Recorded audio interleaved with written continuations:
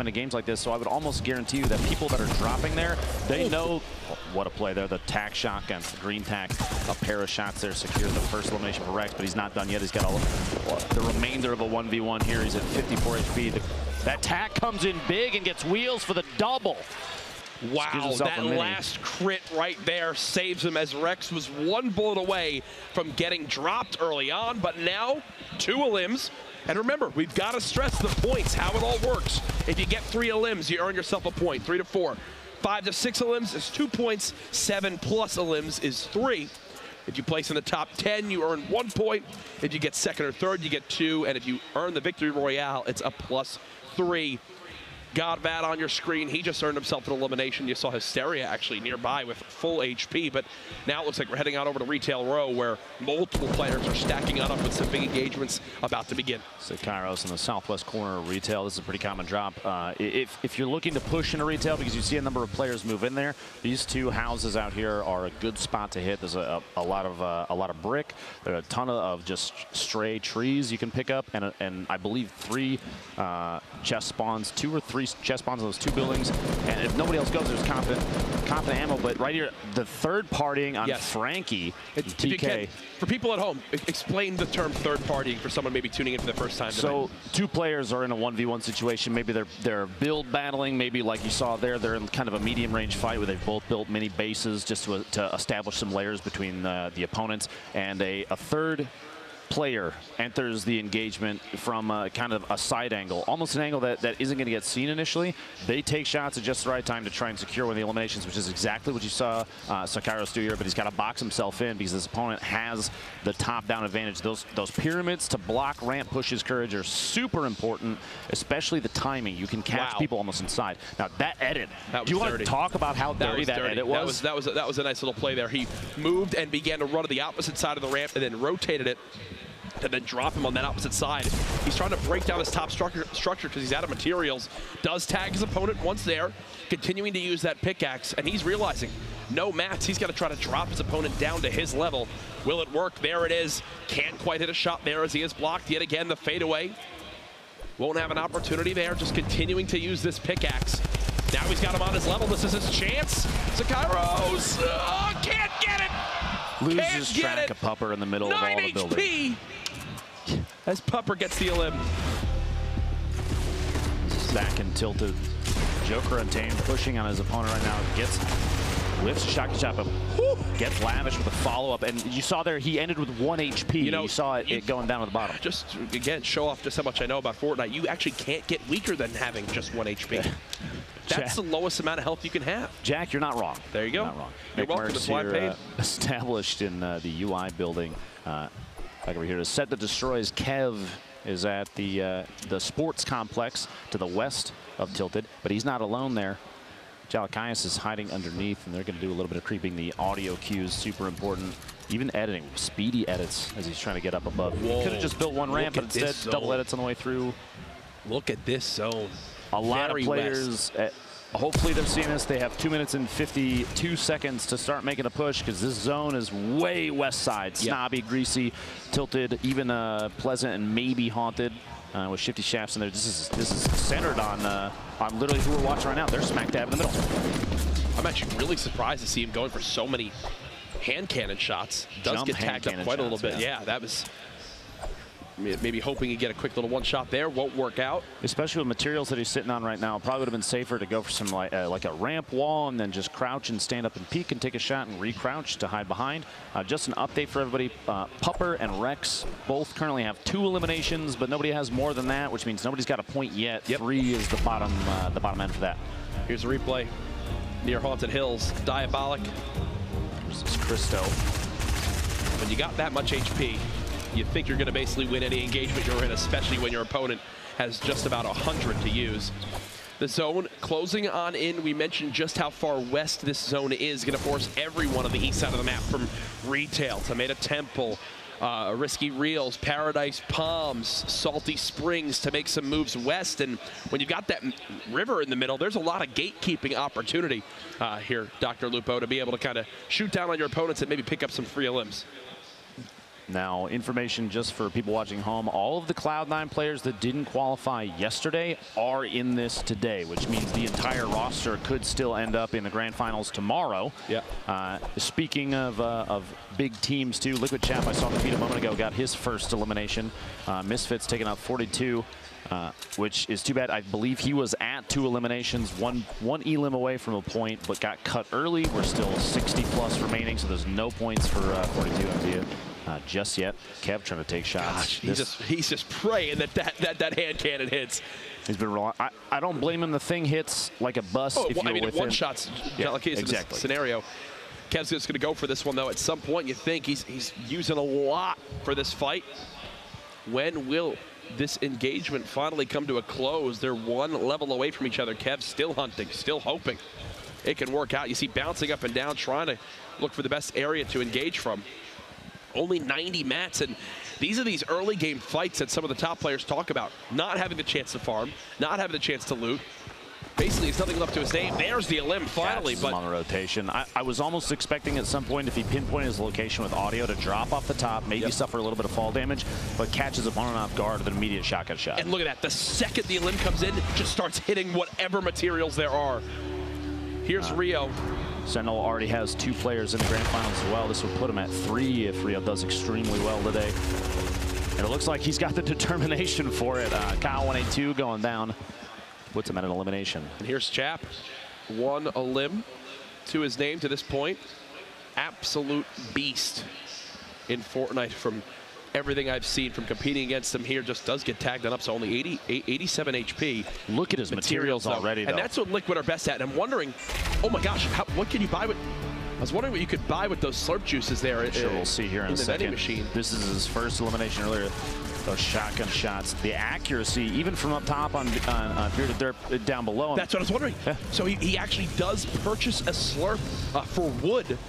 So that's, for me, a great investment when you're down to just 87 health. Remember, the slurp was updated recently. It's no longer just, 25 health and shield. It now gives you 75 in total.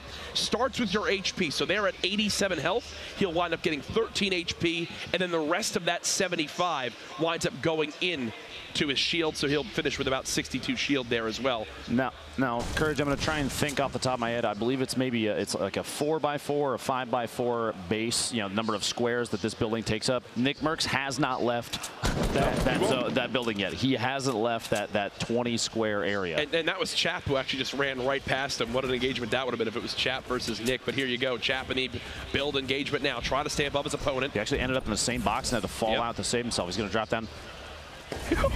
Are you kidding me? That's confidence. That's confidence. Stops and is it impulse time? I believe so. He's going to look to just reset this fight, get away. If you heard, the opponent he was in the build battle with started getting tagged from a third-party engagement. Didn't want to have to deal with any of that. He'll go ahead, get away. He's actually burned through all of his wood now, down to just 60 left. You saw his loadout, Courage. He had a blue AR, a green suppressed SMG, you can see right there, and the heavy shotgun. And out of that box that he opened, that he pulled the impulse nades from, there was a gold heavy sniper. Would you have picked it up and dropped potentially the blue AR? Listen, Chap knows better than I do. You could have potentially done it, but at the same time, maybe it's not his play style that he's going with. Another vending machine purchase. This is Ashen. His partner, Jack, has already qualified. The shots out here at Lazy Links, accuracy, mid-air accuracy with SMGs, even a gray doesn't matter. They're hitting their shots. The swap weapon is so key. With the way that the meta of the game is right now, if you're running a shotgun, you want that quick little spray weapon you can go to. You take, hopefully, that shotgun shot, get some high damage. If not, you swap on over to that SMG to finish off the elimination. Chap now back up to 300 plus wood, 900 plus brick. I believe he might have gotten a second elim there. Now sitting at 2, so Chap just 1 elimination away from earning himself a point. That would be a fantastic start for one of the high-profile players here in the qualifiers tonight. Now, I want to say I still think that the gold-heavy snipe, picking it up in this situation, especially with how slow he's potentially seen other players play during the previous 2 days of qualifiers, just getting a 150 damage shot on someone on the move means potentially it's TFUE. It's TFUE up top. Chap versus TFUE is the fight going on now here, folks. Who will come out on top? TFUE was just tagged by a third party, so he's got no shields left. Chap playing from the low ground right now. These are two of the best Fortnite players in the world. It's what this competition is all about. Chap now beginning to build on up, looking to match the height of TFUE, or will he just disengage here? He's moving past and looking to box himself in. He's building multiple layers to this little catacomb to make it so that TFUE can't track which building he's in. Yep. You have a number of these little one-by-one chambers attached to each other, and players are going to have trouble watching. He's got multiple layers, and he has the edit right now, so we can look through and looking through the wood planks. He's trying to find TFUE in the structure that he's in. You see there, the edit, he can see it already, even though there's a ramp in the way, so he's still safe and the nade bounces off. That grenade's actually going to drop a bunch of Chap's structure. Here's TFUE now, one elim to this point. Has a good amount of materials right now, just trying to keep those grenades going on in, and he's actually got 3 more in his inventory, so he's just going to continue to lob these on out, hope to knock down some of these opponents nearby. You see there, he noticed he made a mistake and did not close the wall up, so he re-edited the ramp that he was standing on that he closed off the wall, close off the ramp again.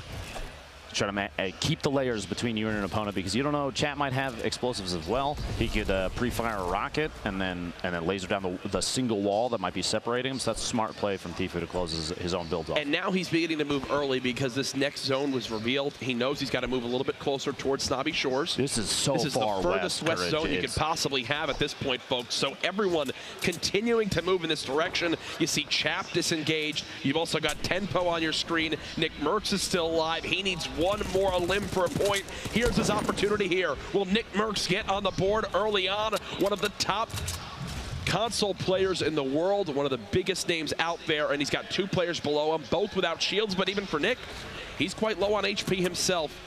He's going to keep this high ground for the moment. Blue drum gun in hand. While they were swapping weapons in that spectate view, Kayun did have a double barrel, which we've seen used all the time, constantly, especially in these close fights like this, because Courage up close, if you're within basically Nick wants bludgeon range. Nick wants this right now. It's a one shot. He's trying to make it happen. Grenade launcher now being used. Nick Merckx going back towards the high ground. I think he needs to make sure he's got himself a floor that he can potentially bounce pad with in case this structure gets knocked down.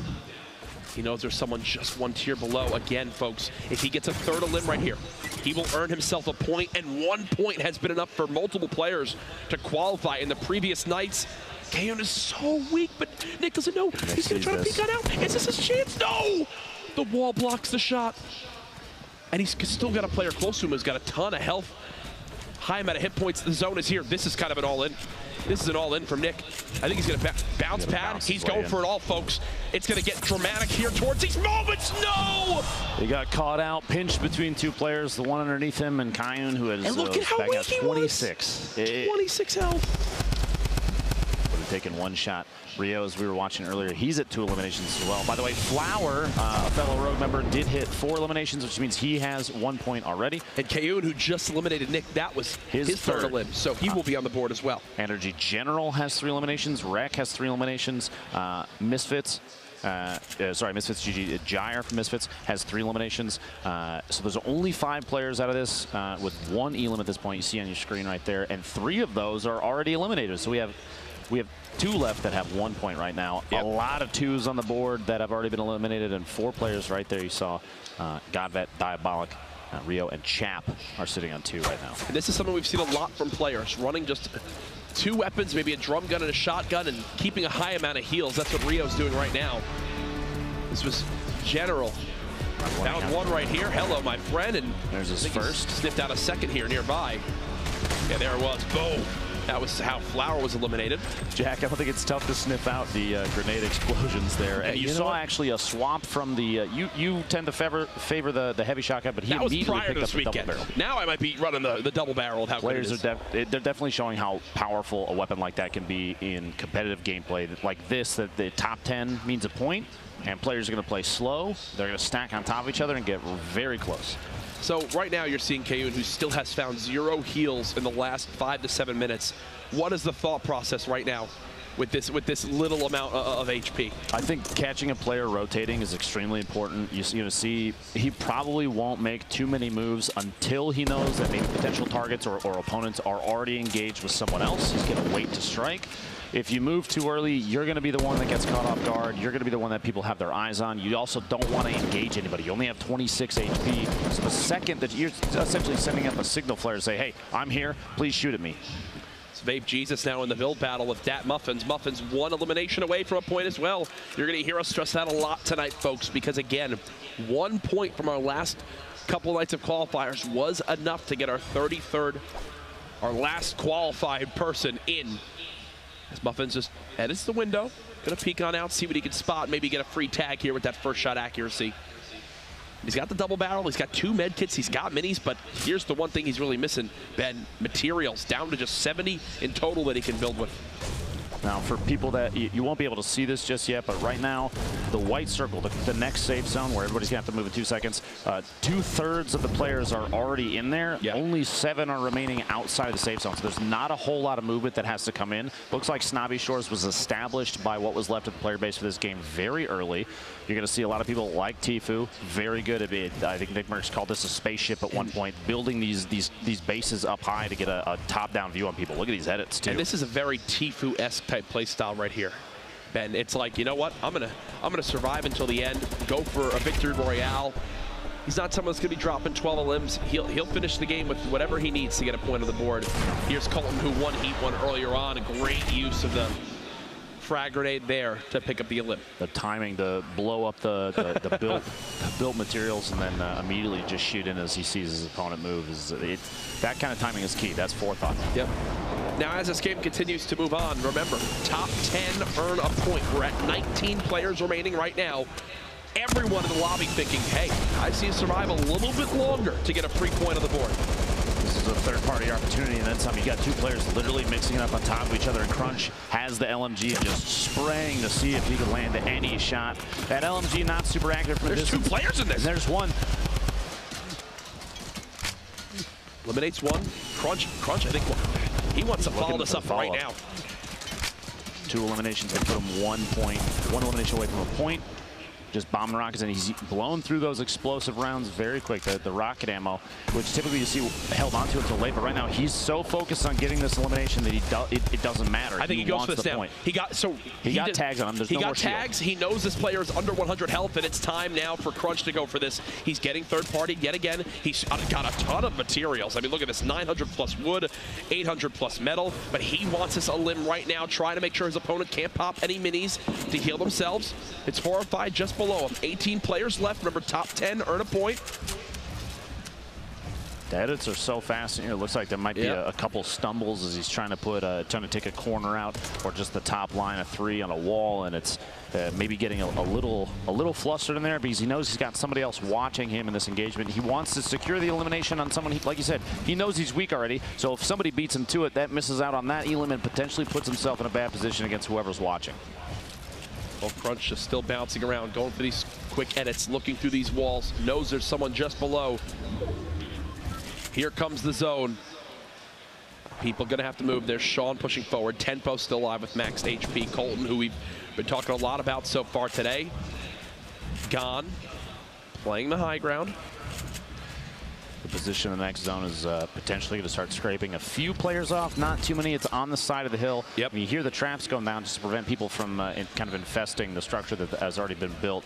You're going to see people on the southwest side is already empty because everybody kind of had to shift with that bottom level outside of the mountain. So right there, he was actually trying to connect his build to the mountain again to make sure that if the bottom was shot out, he would still have another layer to protect him. I don't think he got it off. Here comes General and Colton, though, moving on in. Everyone trying to make it out of the zone. Their little boat down to just 15 HP. Tempo still quite healthy. Look at everyone hiding in these builds. Chap and TFUE, they just moved in next to each other. They're neighbors. Yet again. He's about to ask if he's got extra salt left over.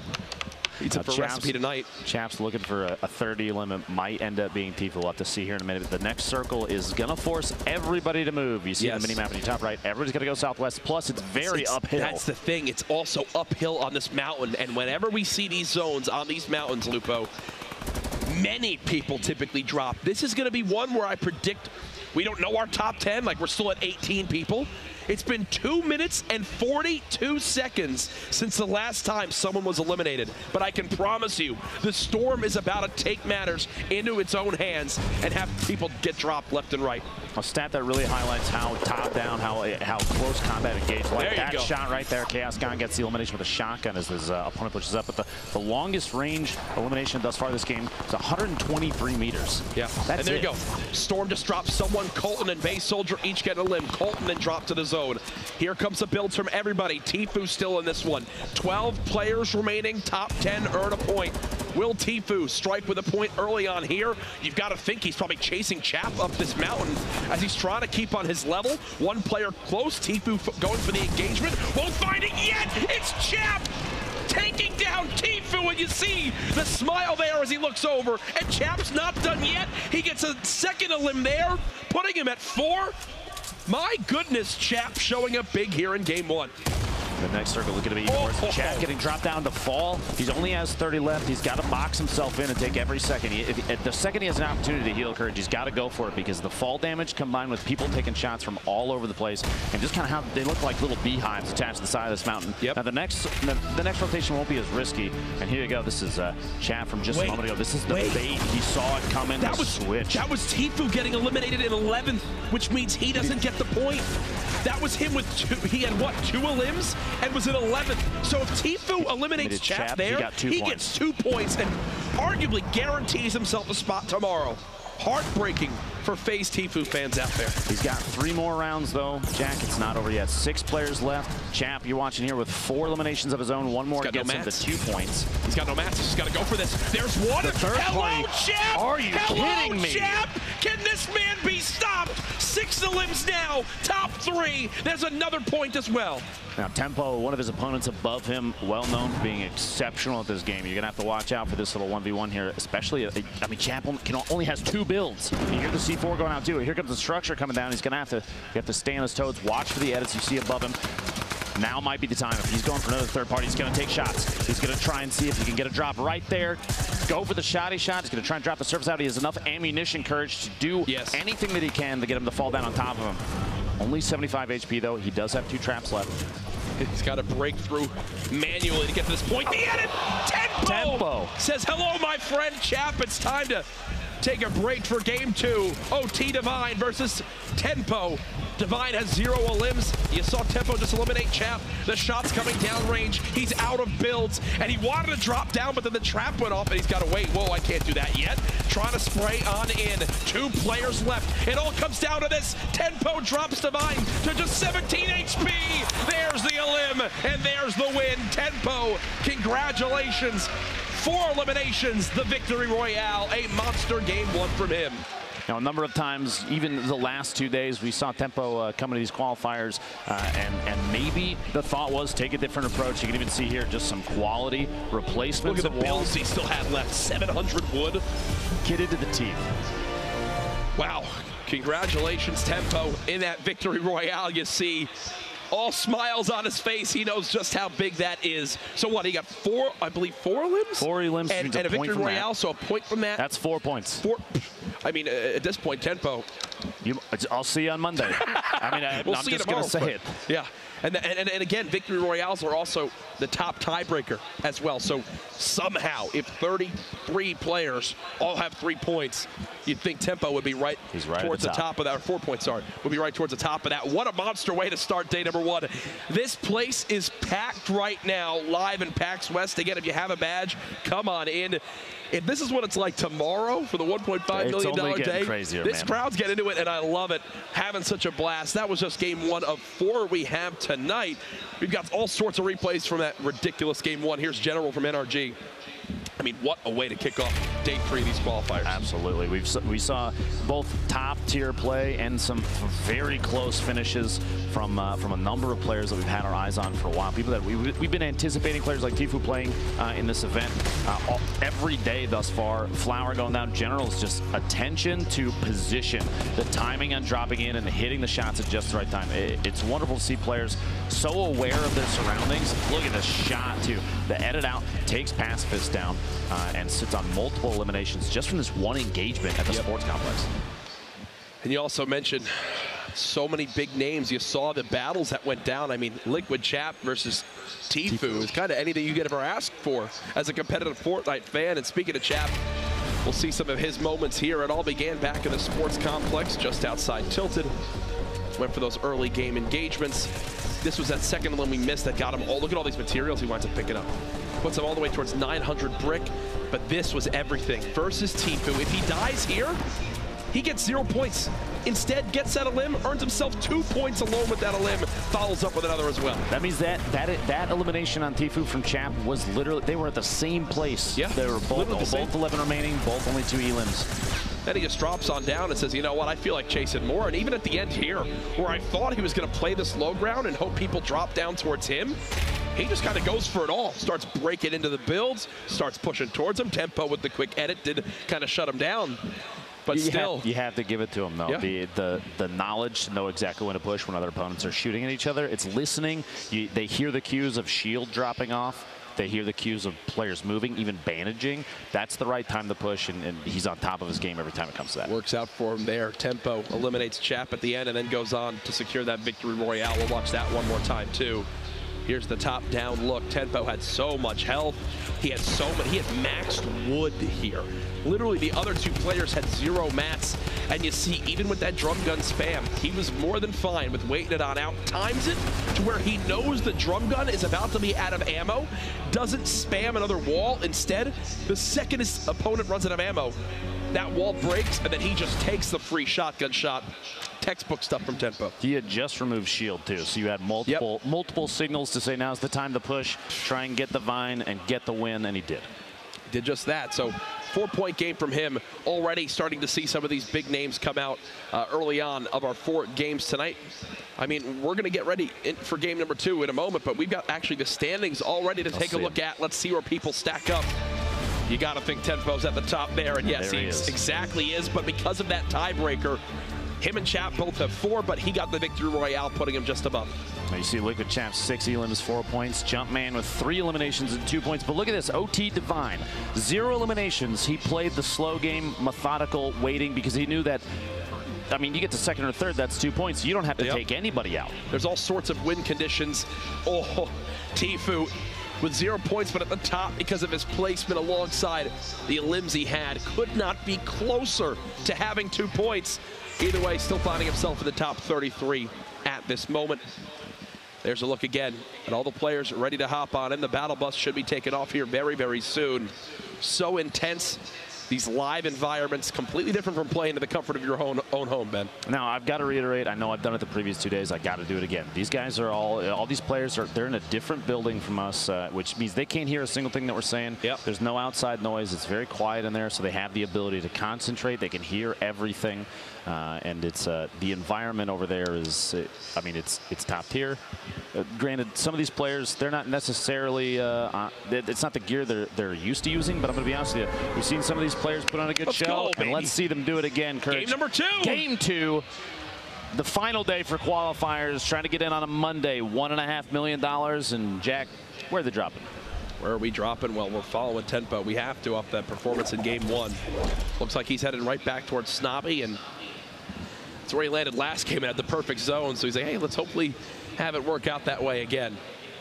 Guess he'll go ahead and fly towards that area, and when you're flying on in, spinning around, looking for exactly where other opponents could be dropping on in from. Looks like he'll have someone there on his screen. Can't quite read the name, but either way, some early engagements possibly for Tempo here. Unlucky loot location came around with just some ammunition. You see a lot of these players, even while traveling, they're going to smack every single any material source they can, because early game fights, Courage, 1 or 2 builds can make the difference between winning a 1v1 or not. And look, Slaying inside the house came up with a chug jug. He's got a blue AR already, and Tempo sitting on a gray tactical shotgun at this range is not going to be nearly effective. Shotguns, you got to be very up close. That's why he's using the build. Trying to get in. It gets a shot through the window. Are you kidding me? 80 damage. Leaves Slaying at 20. This chug jug could come in big if Tempo lets him get it off. Tempo lets him use it. But Tempo's got to push. Remember, he's only got 30. He's been tagged twice already, but this AR does 33 damage. So Tempo still has 34 health, meaning Slaying is to hit 2 bullets. While he's only got 20 HP, Tempo has a shotgun. the top right corner, you can see just how close these two players are. Third partying. Tempo got a shield off. Tempo got 2 shields. Is he max shields now? And he's popping a chug jar. Are these guys both about to have 200 HP? Full reset. Slang only has 4 builds. Tempo's bandaged. So Tempo's going to be at 175 if Slang lets him get the entirety of the bandages off, which he's going to. Slang's at 200. Do you think Tempo heard that? I can't tell if Tempo heard that. The trap placement. Hopefully Tempo heard that and does not push through the window. He's only got 8 bullets. Forget everything else. He's only got 8 bullets. He's got to hope against his limb right here. He's out of ammo. He's out of ammo. He's dancing around. He's got picked up a gray pistol. That's his last line of defense. He's got to push. And Tempo gets the elimination. And you see, no. Can't believe it. Somehow, in the 2 rooms these guys loot, they each get max shields and a chug jug. Here's Nick Merckx early on, facing off against Ryan Rex. The dual pistols. Okay, Nick, earning an early elim. One of the first of the game. At that point, there were only 97. There were 97. So that was 98th place. 84 left right now, though. 2 minutes and 14 seconds until the circle moves. This is kind of a northeast, a centralized northeast main circle, which means a lot of players, regardless of where they dropped, maybe only flush factory at this point, or even lucky landing potentially because of the path these players are going to have to take. Should be concerned. Everybody else can kind of take their time and build up some materials as they move. And Nick is totally fine inside Tilted. He's going to go through here. Players will always smack out all the furniture inside. It's not worth a lot of resources, Jack, but every little you bit knock counts. them down pretty quick, and there's a lot of them. Early game when you can only build 10 walls, getting enough mats to maybe build 2 more, that's 20%. You can wind up earning yourself. Oh, big fall there from Jumpman. Sakairos now has the high ground. He actually falls, trying to hit a shotgun shot, doesn't connect yet, and he's out of materials. Jumpman trying to get the little peek over the top there. You saw him jumping to try and take a shot. Backing out, hiding in his own box. He does have 5 bandages, maybe an opportunity to heal up, but Sakairos he has to apply pressure, which he is. And Sakairos goes down to Jumpman, very accurate. You saw multiple crits in there, and the shield disappearing. Sakairos only 28 HP. He had 28 health. He didn't take a single point of damage. That's one that you want back. If you're Sakairos now, TFUE, 1 player above, 1 player nearby. It seems like everyone that landed risky is now getting in their fights.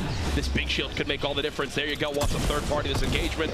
Shotgun shots coming on in. Can only build 2 walls. That's Joda just above. That was a perfect spray. Knocks him all the way down. Brilliantly done by TFUE. TFUE earns that elimination. Knowing the exact location where your opponents stopped up top, maybe potentially built based on the walls that were still being built mid-engagement. He says, you must be behind this ring. Here's Cryo at Junk Junction. Big shot takes Stratify out. Point blank tack hits like a bus, and the rate of fire is high enough that you can unload rounds, unload shotgun shells, and deal a lot of damage very quickly. So it's kind of known by a lot of people. Chap likes to go to Wailing Woods, and he's already got 700 wood. He's pushed towards risky. He's got 1 elim to this point. Looking to pick up a second quickly underneath him. Yep.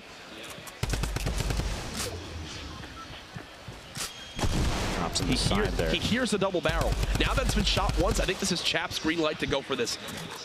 Trying to stop him from getting the reload off. Chap continuing to spray on down. Drum gun in hand, so darn good for shredding these walls. But he doesn't have a ton of ammo. Does take a pretty healthy hit right there. Ooh.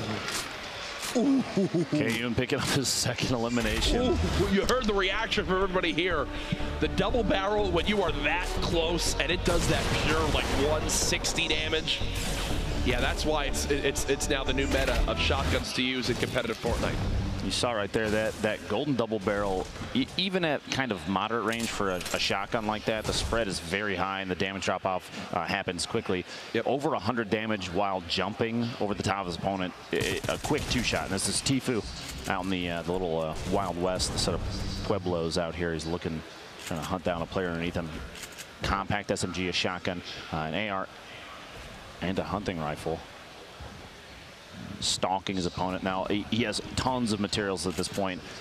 We've seen players start to favor this drop out here because the larger rocks, Courage, come away with. Wow, what a shot! Yep. TFUE picks up his second elim. Those large rocks, like I was saying, they have 50+ brick in them, and they only take a few melee hits. He was blind from Cloud9. 1 elim to this point. again, you see immediately how these players just begin to break down structures when they realize they have so little materials. Whoa. Ball back up with Nick Merckx looking for anything. You get a 9 and a 20 off there. The 50 damage just pushes up on Lavish and gets him to the bottom of the staircase there. Nick's got 3. Nick's got 3 limbs. That's a point for Nick Merckx, putting him on the board as well. And it looks like he wants to go for more. He's not done yet. Airco, a player we've seen a number of times in the past. It looks like Nick Merckx might be getting third-party multiple players here in Tilted as he's trying to back out of this engagement, saying the position I'm in right now, he's getting shot from above. It's not good enough to go for an engagement that somebody already has the top down on him. You see in the feed, Tyler's getting double flower out. Here to Derp going down to a 189-meter rifle shot, but Nick found a chug jug. Nick's like, sure, I'll take that. That sounds good to me, my friend. And Nick is one of the best players at navigating Tilted, right? Knowing the ins and outs, the little escape routes you can have right there, just sneaks away in towards this new building. Uses that chug jug to get to max HP. This is Crunch, who we highlighted a little bit back in game 1 with his quick edits and his fast building. And right there, shows off the edit power, gets that a limb.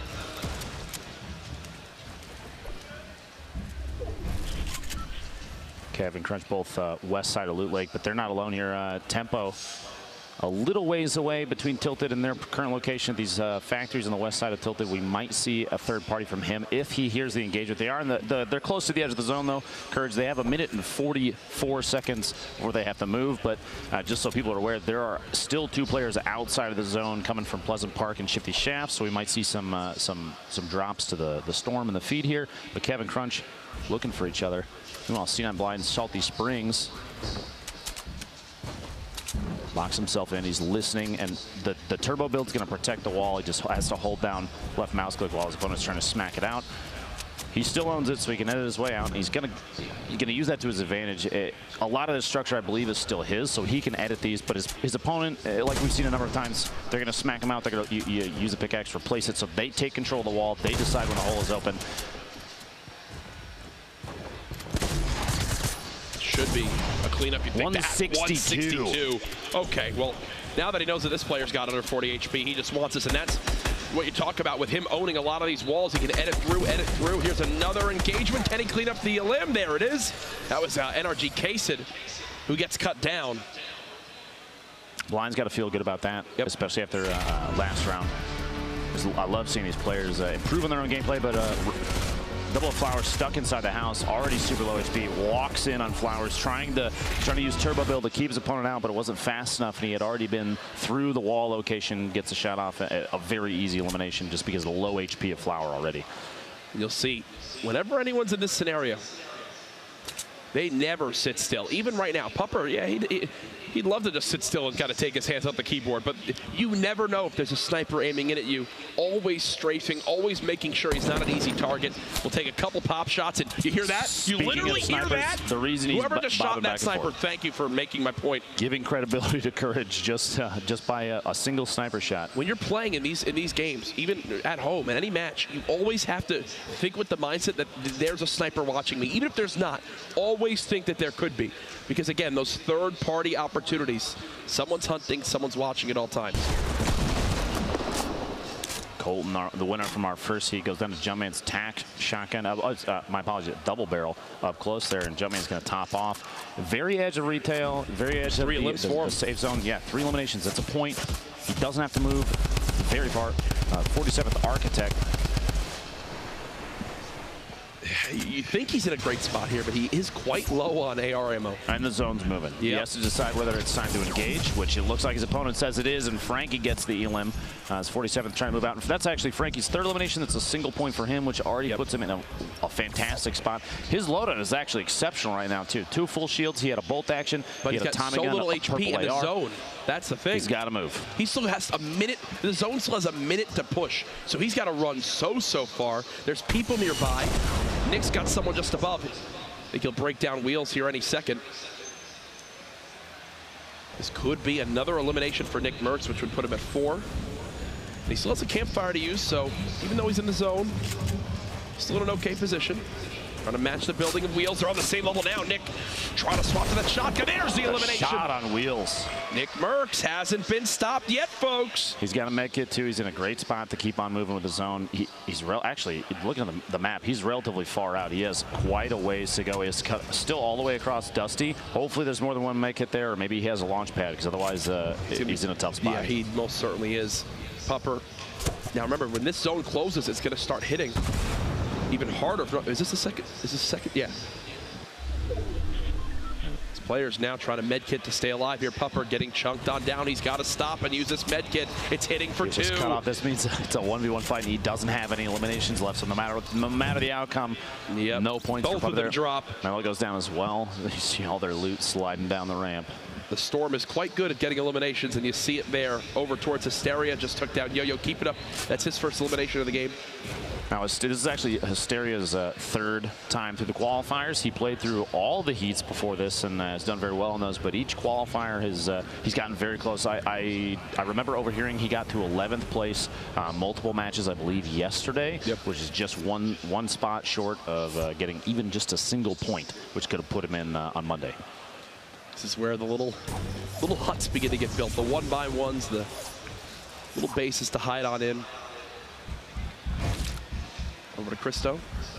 Above Lonely Lodge. Won't be safe for this next zone, but he's playing like this because he's got WBG Ranger just below him. Ranger tries to spray on down. The trap comes in. There's 150, and oh no, Cristo. A little bit of a panic there. It looked like, I don't know if you noticed, was he attempting the Rift to go his way out of there just at the last second of the trap damage? Possibly, as now Kayun thinks he's got a free elim opportunity in a third party. What he doesn't know is that that player below took 0 damage, so they're both around the same amount of HP. And as a player, Lupo, you can sometimes use that to your advantage. Play mind games to your opponent. Oh, he thinks I'm weak because I've gotten this engagement. Meanwhile, he's still more than ready to fight again. Remember, too, if that trap is still in there, an opportunity for a lot of damage. A lot of AR ammo being used. Keep an eye on the amount that Kayun has. Just about one and a half clips left. I believe if Ranger makes it to Monday, that's the 4th player for WBG that would make it through, which is incredible. It's an excellent roster. Nick Merckx in the feed takes C9 blind out. Jeez, Nick Merckx is a man on a mission. 5 elims, that's 2 points already. That might lock Merckx in for Monday. Oh yeah, no, Nick's in a brilliant position because he had elims last game too. Here's Fade in a little build battle around one of these houses. Stops Joshua right there. Once he gets the high ground, he just goes for the quick shotgun shot. That heavy, so darn good when you get the headshot crit. And this is from Ranger's perspective. Drops him down, places the trap, edits the wall above him, swaps to the shotgun. It happens so quick, but every single one of those actions was calculated. A much-deserved limb right there. Is he going to go for this? Is he going to go for this? Oh, gets blocked. One of the most aggressive launch pads we've seen so far. He's trying to get the drop in on him up top. The reason he went for it, or potentially went for it, is because the opponent at the top of the tower got 6. He was already in an engagement, so he kind of had the drop on him. But there's 3 players in this box. Triz is nearby too, across the street. Nick Merckx, like you said, was 6 eliminations, leading this game. What an absolute beast. This blind in second in the limbs is already out. This one, Nick trying to break through these walls. He's made it up through. The spray with the drum gun, isn't enough? No! Just short of the 7th elimination. That would have been 3 points there. I'm surprised he didn't swap to the heavy shotgun. I think he was hoping that maybe the drum gun spray would have been enough, but if he's got the heavy shotgun right there, I think Freak's dead 10 times over. Potentially, or even to a trap play in that situation. They were in the same box. If he owned a wall, there were a lot of options. JP2 from Luminosity Gaming. We've seen him play with Cypher, I believe, before. Chris from C9 and 5. Minigun, Freak, panic building. The minigun shreds if you land some of those hip fires. Now, we saw yesterday, though, the minigun kind of biting back a little bit against players that decided to use it. Multiple engagements in a row, Courage, where minigun just didn't work out. Look at Chris. In the right hands, it's powerful. Wants this fight so badly. The one thing Freak can do, maybe use this heavy shotgun. And Chris gets the elim. Geomach still alive. If you've never met Geomach in real life, I'm pretty sure he's 8 foot tall. That's real. We'll have to stat check that one, Courage. The push from the east side. You have 17 seconds, 28 players left, and after this circle closes is when things start to get chaotic with circle moves. Chris, we just saw on the feed a second ago, that elimination that we were watching. He's at 2. One more versus who he's against right now. That'll give him 3. That's a point. This drum gun push, we've seen it a ton of times and it paid off. But watch the trap. Horrify almost gets it off.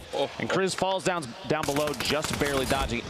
You heard it go off right there, the reset. So it attempted to do damage. He dodged his way out. He would have survived. He had over 150 HP, but man, those last-ditch efforts, they pay off in just the right situations. Fast, it's Crispy trying to push his way up. He's going to chase us down. Look for maybe his own little hut to build into. Doesn't have a lot of materials. Right at it. Yeah, he wants to go for this. I think it's more of a desperation play. Boxing himself literally next door, trying to. He's going to take ownership of some of these, or potentially even knock him down. We'll see here in a sec.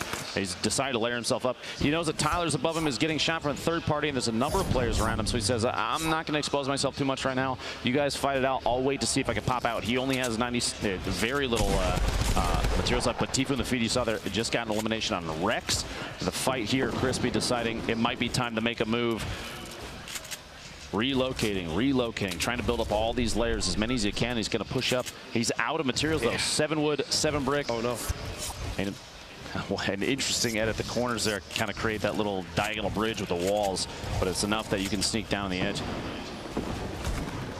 A little frantic, not going to lie. Shivsy goes down, Resume goes down, and Emat also goes down. So now there's 22 players getting close towards that top 10 threshold. Crispy's right here to kind of keep quiet. You see in the top right, there's 4 or 5 players in the area around them, all kind of building and layering on top of each other just to try and stay safe as the circle is going to get ready to move here. Just listen to how much is going on around him. And he's got no materials. He can't do anything.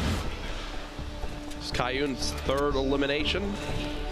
Go ahead and swap to replay this. Quick little edit on the window. Peekaboo. Takes JP2 out. Tempo, I'm assuming, just eliminated Young Prism. You see there in the feed. Perfect. That's 2 eliminations. Look at his reaction. Like, oh, gosh. He's got max wood, 200 brick.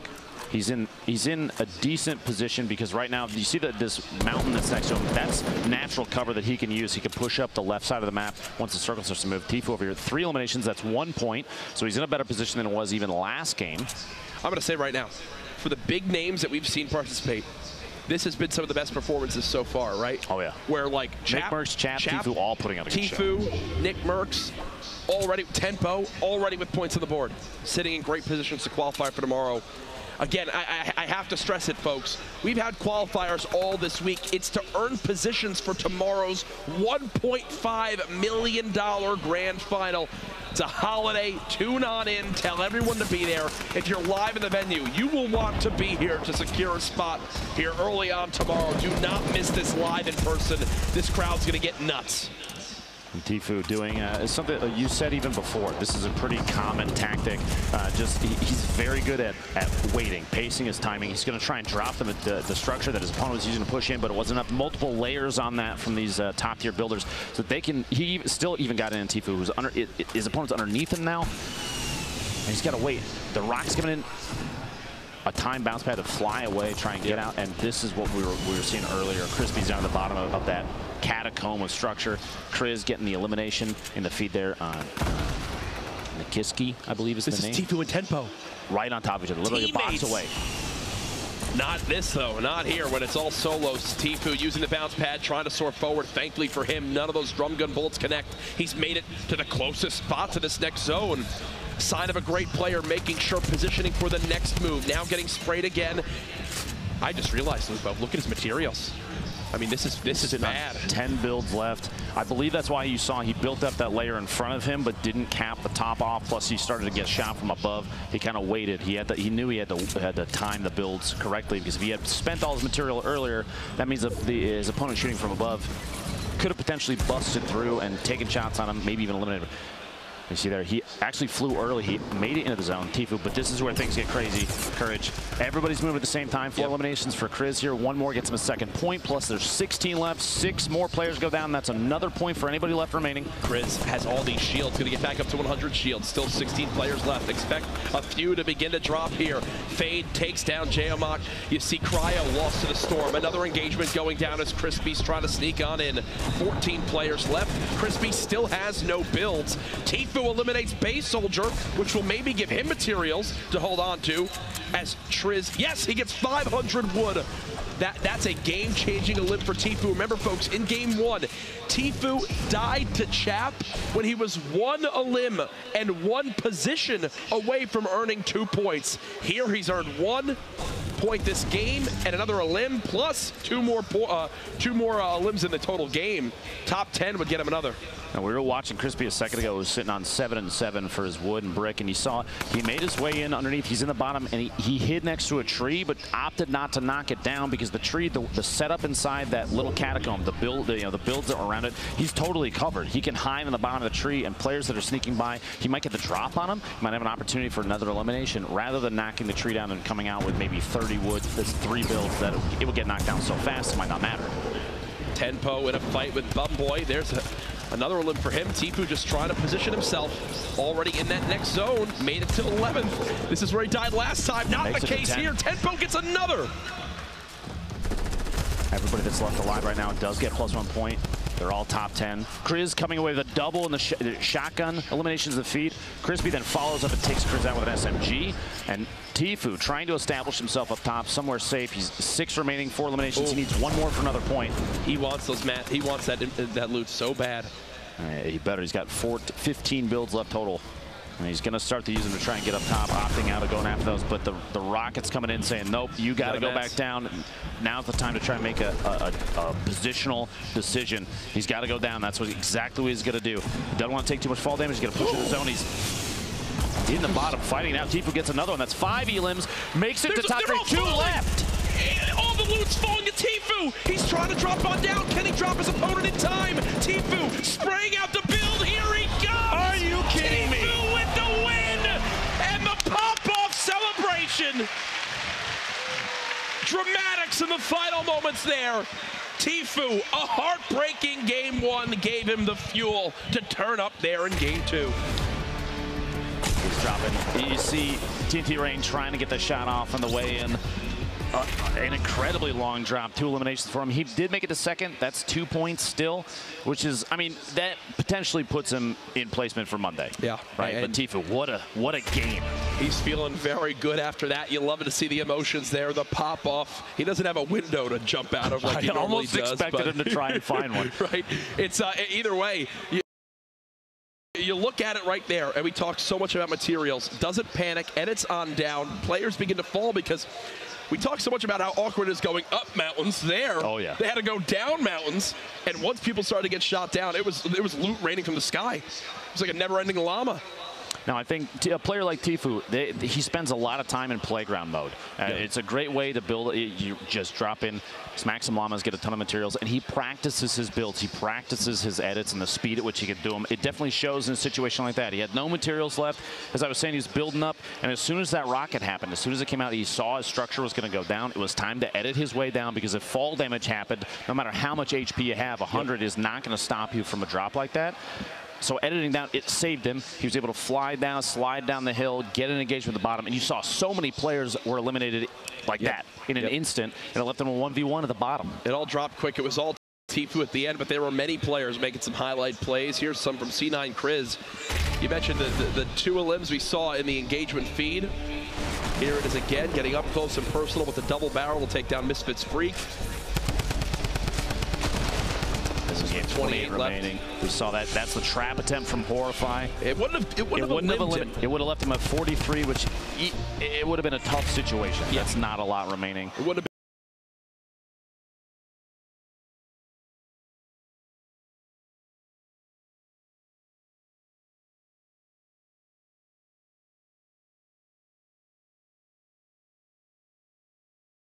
The man continues to impress me. Every time I'm like, okay, Nick's done, that's his crazy. thing he'll do on this game. No, now, again, showing up to this LAN environment, I mean, thankfully for the other opponents, Nick playing with a shirt on, or else he would have used the intimidation factor of his traps. Just flexing. That basically go above his head.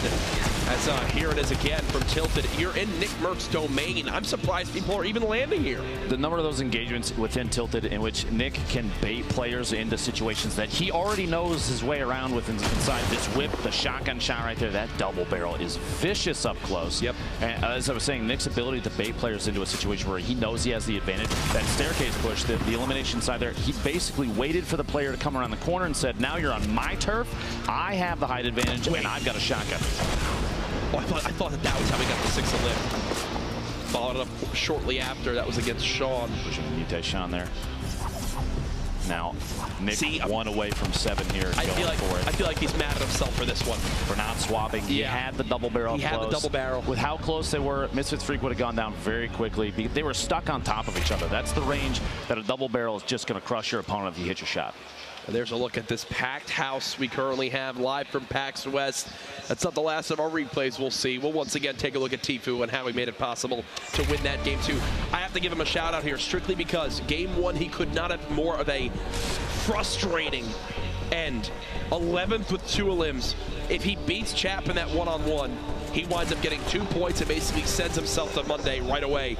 Instead of getting frustrated, getting down on himself, he moves into game 2, plays this final scenario absolutely flawlessly. He drops on down, engages the player down low, picks up the materials, turns around, and then shoots down the final player. So well done. Now, players like TFUE, they know how to work their loadout at like an optimal rate of fire. You saw multiple times taking a pump action shotgun shot and swapping, unloading with that compact SMG, and just when the shotgun's ready, flips back, hits the shot again. That last shot in the second to last elimination, 76 damage. He just knows the timings. He knows the timings so well that he could put out as much damage as possible and secure those eliminations, even exposed like that in the open. He had no materials left. He had to engage, and he went for it. TFUE, one of the biggest names in Fortnite. I believe we'll have an interview with him.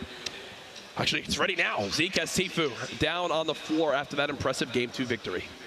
Guys, awesome cast. You guys are amazing as always. I am joined here by the legend himself, TFUE. How are you feeling, my friend? I'm pumped, man. That was like a perfect game, in my opinion, and I'm so excited because like the first game, I ended up getting taken out by Chap with 2 kills, 11th place. So it was unfortunate that I went all the way through the first game, ended up getting 0 points, but I clutched up. That last game, 6 kills, got the victory royale. I'm pretty pumped. Excited to play again. Now, what was prep like leading up to PAX? Preparation, I was prepping like a small space to play, like maybe tighten my setup a little bit, keyboard and mouse. I ordered the Logitech keyboard and mouse to practice because I knew they were going to use them. But other than that, just a lot of solo snipes every day, grinding, off stream. It's good. It's fun. I'm excited, man. So what is it like, you obviously played all Summer Skirmish long, and then you show up here, and like you talked about, you had the first unfortunate game, and then in game 2, you show up and slay out. What was going through your mind, and when did you know that you had that win? I knew I had that win when I cleared out the entire bottom level. And all I could see was just dudes way up in the sky with like maybe 1 or 2 platforms securing them from just falling all the way down. And once I saw them, I was like, oh, it's free. It's free. All I could do is shoot them down, and I'm good as long as they don't got bouncers. But I was confident even if they did have bouncers, I would take them out. But I'm pumped though. Now, what are you gonna say to the millions that love you and the crowd that's live here at PAX? What do you want to tell them? I love you guys, and I miss you guys for sure. There you go. You heard it from the legends. Thank you so much. I cannot wait to see how you slay out. Ladies and gentlemen, we're going to throw it to a break, so we'll be back in just a little bit. Stay tuned.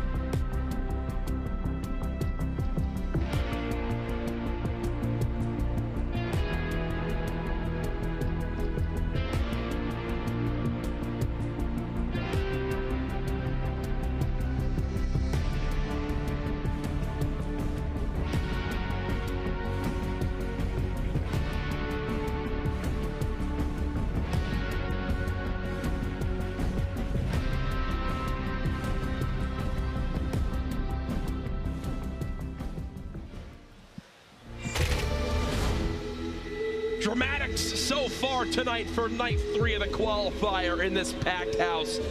Live, and the action has not disappointed so far. Tempo, Chap, Nick Merckx, and TFUE all showing up big as many people expected. It's been incredible to see every name we've expected for this evening to play extremely well, and they're not the only ones either. A number of players last game had 3+ eliminations, which 1 point is enough to push you into Monday. Yep. And that means anybody that makes it in, that's $5,000 minimum.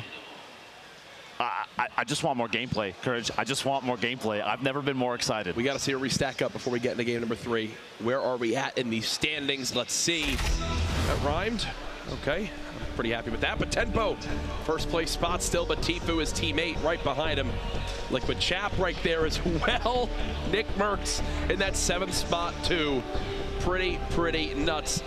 Now, I want you to look at place 6 right now. What do you see there, Courage? That's 0 eliminations, and he picked up another point, another top 10 finish. The man set himself through to Monday without getting an elim. He hasn't eliminated a single person. He's just here to be friends. Now, everybody that is in the top 33 here at the end of game 4 makes it to Monday, and we have, oh man, we have so much left. So much left. Remember, top 33 qualify. So far, only 31 players even have points, which is pretty nuts. So it could be an elim tiebreaker tonight. Who knows? Either way, game number 3 about to be underway. See players dancing in the lobby as they all get prepared. Everyone in the room ready to go. You saw, actually, we saw yesterday. Do you remember the chain of players doing the worm along the line? Impressive. Makes you wonder the shenanigans, man. But as far as shenanigans go, I think those are going to cut because it's time, Courage, to get into the next game. Ready. Are you ready? I'm ready. Is this crowd ready, folks? Make some noise. Here we go. Players dropping out of the battle bus. The south, an almost top, bottom to top trajectory for the bus. Players jumping out very early. You see already floating over the water, trying to get as low as possible. We have people spreading across to Paradise Palms. Less than I expected in that southwest corner to the northeast of Flush Factory. Maybe only 3 or 4 dropping down there. So it's going to be a slow, methodical start for those players. But in the bottom right there, you see TFUE pushing across. He's going to drop it at the gas station in hopes to establish himself a little buffer of loot. These southeast corners, typically you come out with quite a few materials if you're unchallenged. The trees and the rocks are key, plus the metal here. He's going after every single piece that he can. Metal for these competitive players is extremely important because early established fights, they have a lot of HP, 110. The second you place him down, Nick Merckx here in Tilted Towers. We've watched him here every time. I guarantee you he's going to drop here. As I said, his opponents that go tilted, they already know they're at least going to have to face him. And if they're watching the leaderboards from previous games, they know they're in for a fight against Nick. And there are many players in Big Gray right now. Nick knows this. He'll go ahead and upgrade his assault rifle. Beautiful pickup there. That's like like the best thing you can ask for right now. The rare drum gun. I don't think there's a weapon I'd want to find. More than that. I almost wanted Shield to come out of that thing and put him in just an even better spot. He is very low on materials though, which means if he's going to fight somebody, Courage, he's going to engage. He's not going to be slow about it. He has to push. I almost expect him to take a shot with the blue drum. You saw the opponent drop down on top of the platform that he plays. He's going to push over here. This middle building, the construction building, has a lot of platforms. These pallets which come out. See, a lot of wood. He's completely ignoring him. He's pushing past. He's looking for. Wait, look at how many people landed tilted. Oh my gosh! 1, 2, 3, 4, 5, 6, 7, 8, 9 in tilted. That southwest corner, like I said, pretty empty. A good spread of players across the entire map. See, Nick runs away from that fight in Big Gray because he's just hoping for shields anywhere right now, and still has yet to find any. When you don't have shields, it almost feels like you're naked when you're playing. You don't feel comfortable in any scenario. Fights. You see, like, look at this right now. Chucking the nade. He's pushing him out to the left or up the stairs. Just trying to hope for a bait on his opponent. It sounds like he might have been engaged by somebody else. The nade may be revealing a position. It's launch padded. Player just launch padded on out. And Nick's more than happy just chilling here. Again, since he doesn't have shields, he's not really in the mood to fight in any aggressive manner.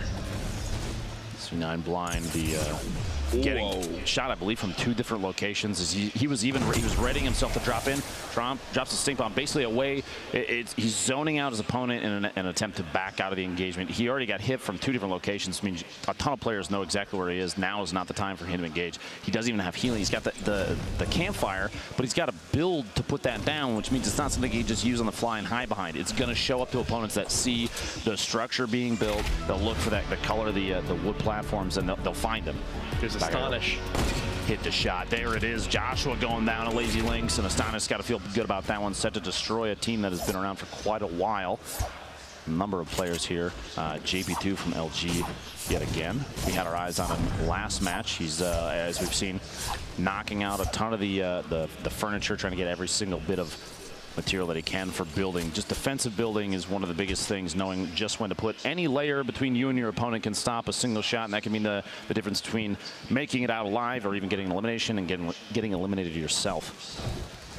Caillou in the last round took out Chap, one of the players we've been keeping our eyes on, and Caillou's trying to get the spotlight on him himself. Definitely deserved, because he's been putting on a good show every game so far. Farming up some materials, 547 wood already. Back over to Nick Merckx, who's found a slurp juice, it appears. The 75 shield. He's at 570 plus a lot wood of wood. That building courage. All those pallets, man. Yep. Yeah, you have so much material you're literally standing on top of. And that much wood, that's enough to push anybody aggressively, which is exactly what Nick might try and do here. Using the building already, that's established, but he's going to get up on top of his opponent. His opponent goes for the edit and misses it and pays the price. Nick Merckx getting himself his first elimination on Erico, who he only got the corner of that platform edited out. Was trying to drop in and escape, and it couldn't land it.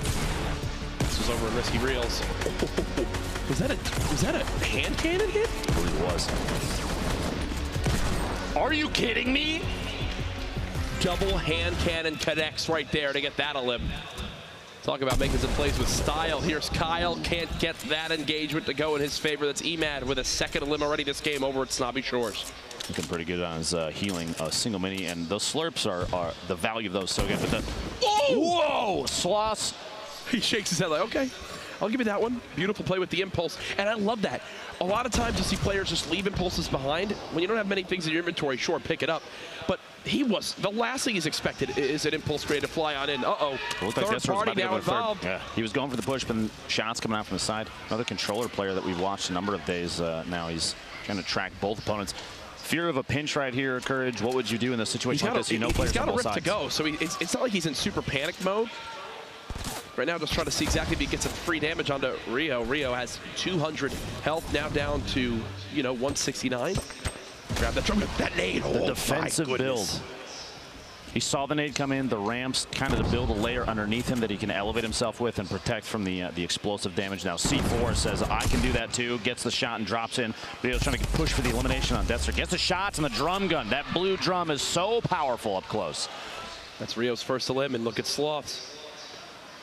Moving, well, like a sloth. Doesn't just kind of yeet on in there, just waits, waiting, looking, seeing what he can do. And there's the rift to go, getting on out. There he goes. Is Sloth going to use that himself? We'll have to see. He does. He does, as we hear him go ahead and takes that to safety. Look at the impulse. Spreading his wings, getting the elimination on Emil Marsha is it's an impulse win right like there. You said, you don't see a lot of players use the impulse nades, and I believe that's when Deathster pushed in, maybe heard the impulse go off and say, okay, this guy is using something we don't typically see in competitive games. Blind pushing in, trying to get underneath his opponent, and does a great pistol. Are you kidding me? Are you kidding me? Just as lethal as everything else in this man's hand. Blind, showing exactly why people should have his eyes on him. And right there. When you don't have things to replace the weapon with, that's why you pick up everything you run over, right? Because there he swaps to a gray pistol to get an elim in one of the most stacked lobbies you can have. Every little bit helps, and right there, Blind shows it off perfectly. The entire playout of Emad's elimination on Kyle there. Now Nick Merckx still in Tilted Towers. I'm not surprised, but there's a reason he's staying here. He basically has the layout memorized.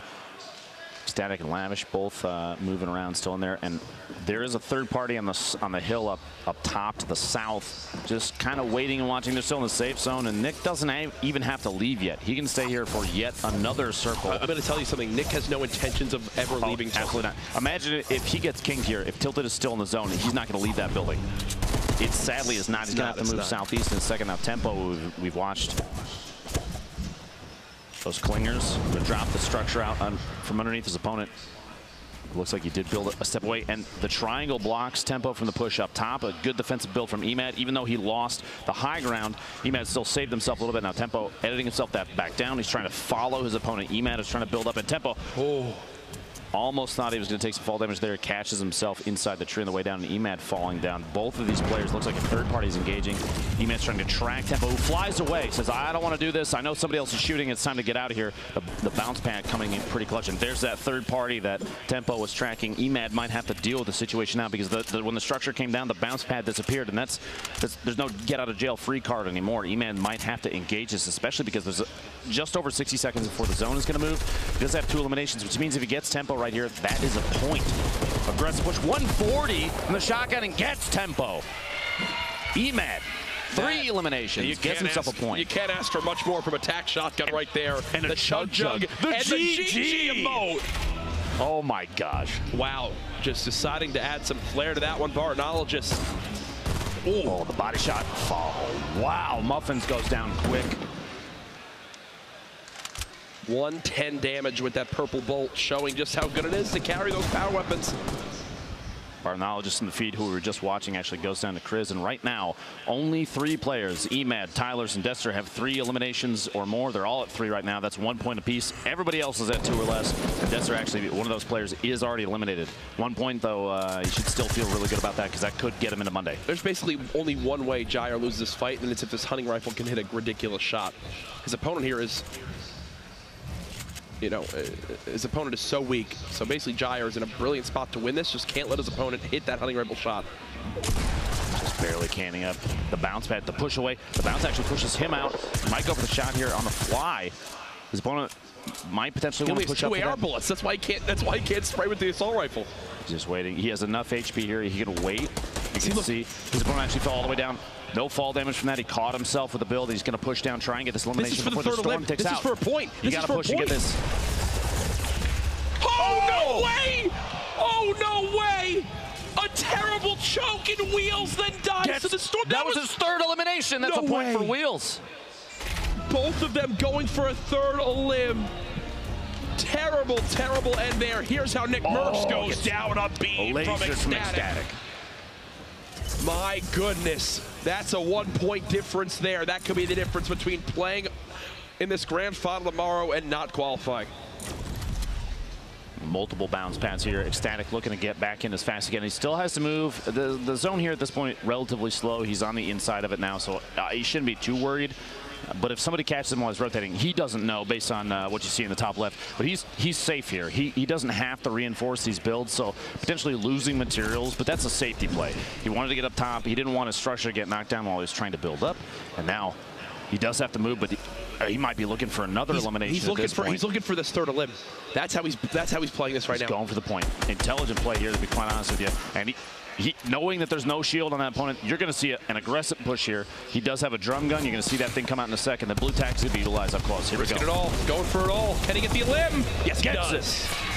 Kev goes down. That's a point for Ecstatic. We actually could hear some people cheering here at PAX West.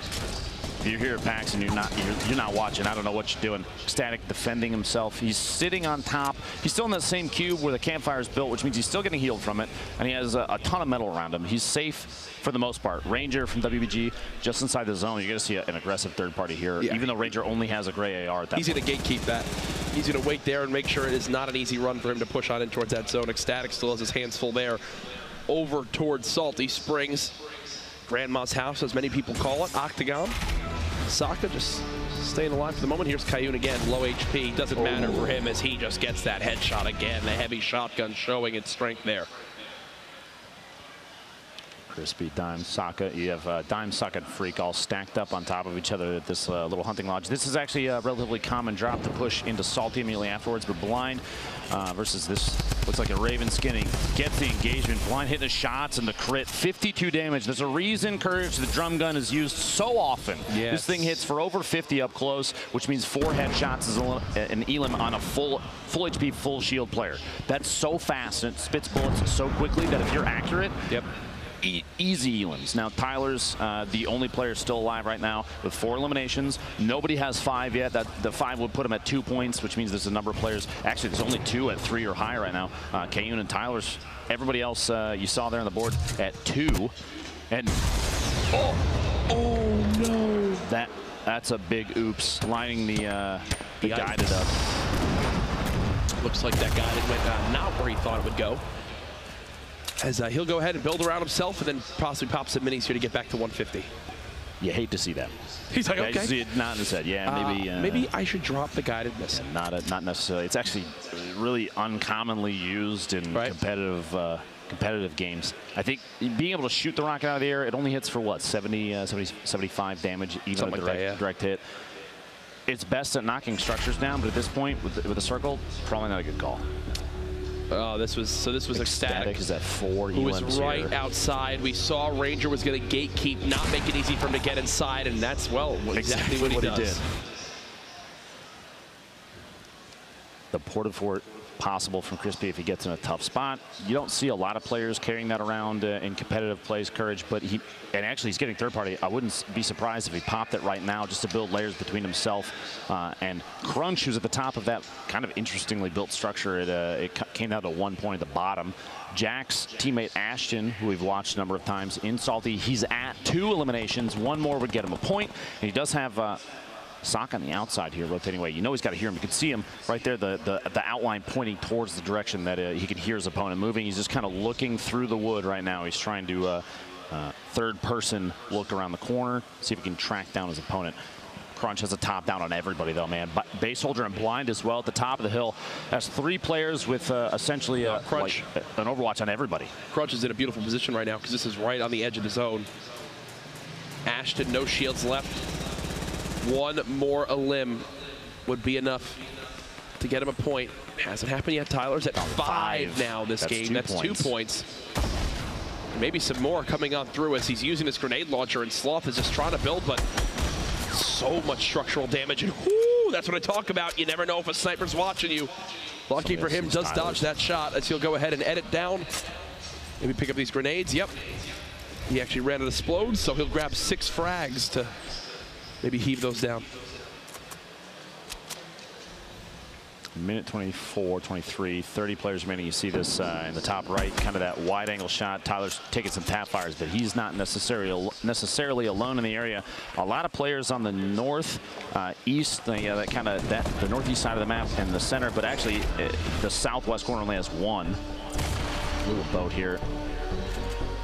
We've seen Energy General put on some excellent plays in the past, but gets caught off guard. Little Boat drops just down in 74 damage from the attack, and that's all she wrote. Now, as I was saying, the southwest edges of this map right now are pretty much empty. A lot of the players are built on the edges of the hill where there's a house at the top. It's going to get dense here in a second.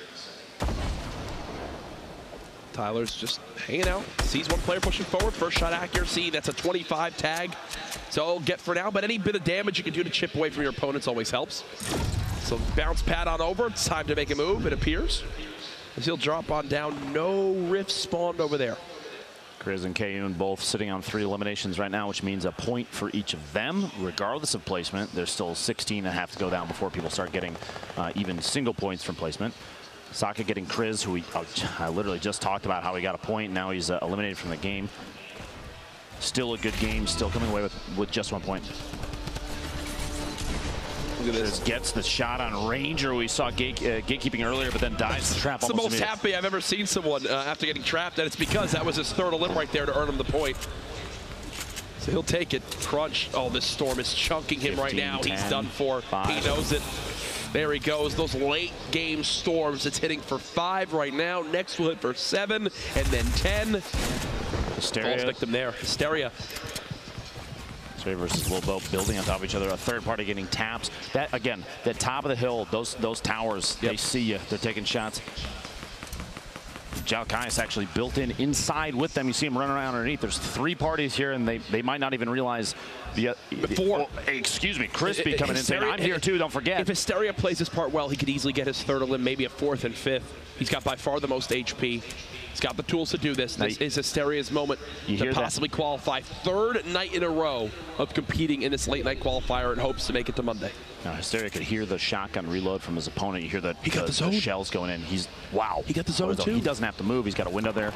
He's going to kind of peek around, see what he can spot. He knows his opponent just reloaded his shot, so it's full air. Chap goes down in the feed to Tyler's, who've been watching. That's Tyler's 6th elimination.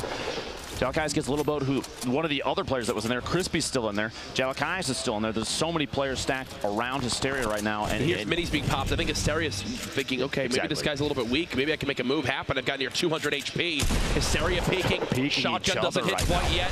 Challenging the corner. He's caught in the tree. It's a heavy shot from both. Remember, Hysteria has no healing.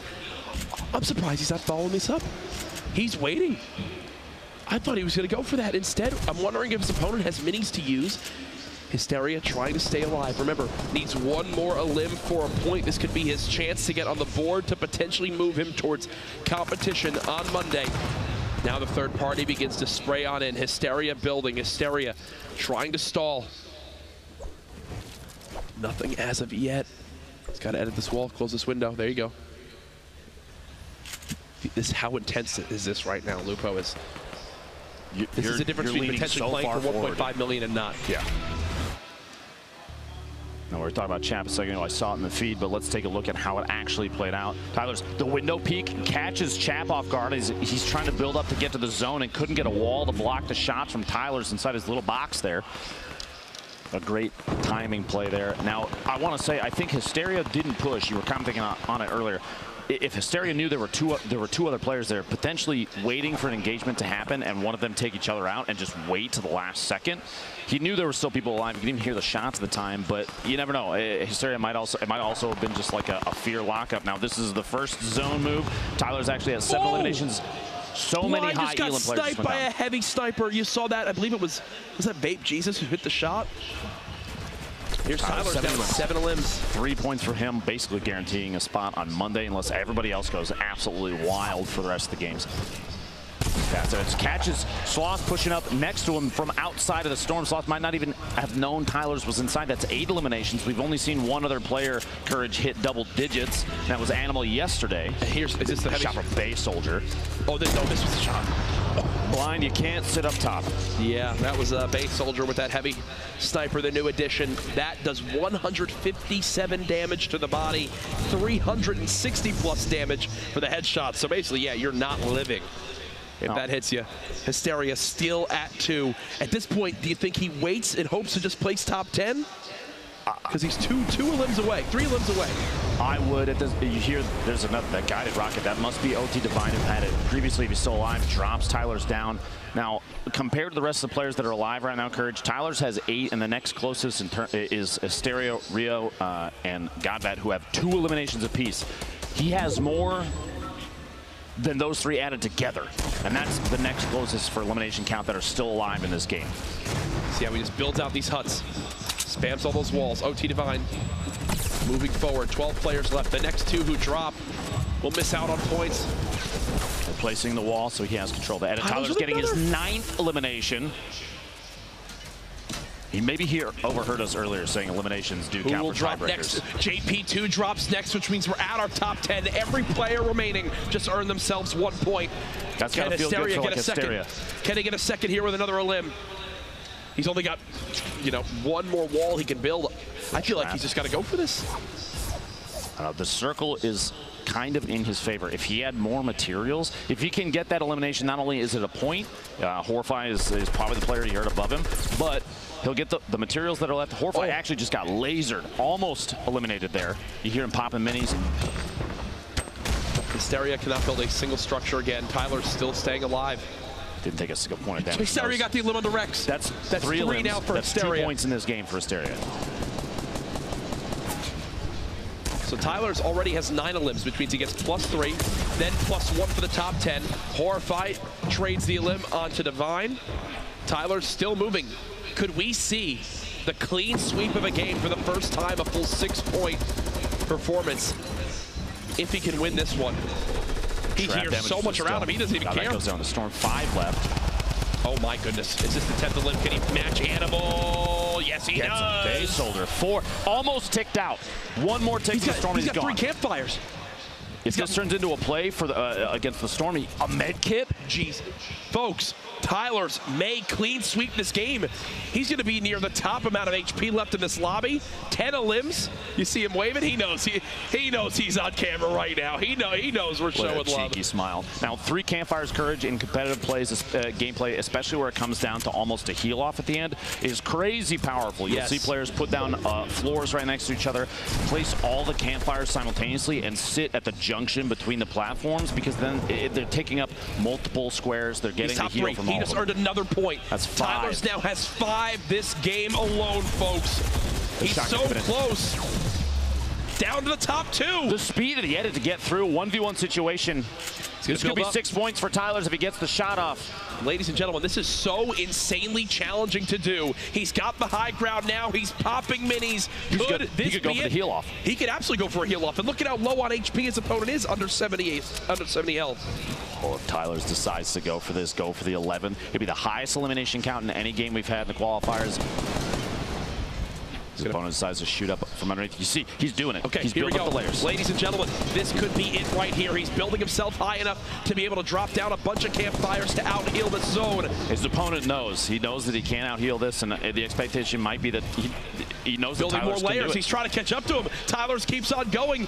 When is it campfire time? When will he place them all down? He just keeps building up, keeps building more layers. His opponent can't catch him. I think it's time. It's time to place him down. 1, 2, he's sitting 3, right there. And look at this. He's going to heal on up. Tyler's, for the first time this week, the 6-point game. There it is.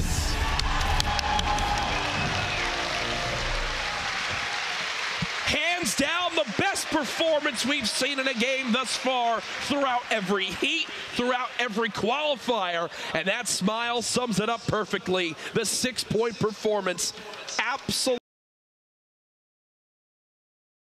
insane stuff. Jack, I gotta say, day 3 has proven itself to be the craziest thus far. Absolutely. And we're not even done yet. We're not. We have one more game tonight. That was like Tyler saw TFUE's crazy end. It was like, you know what?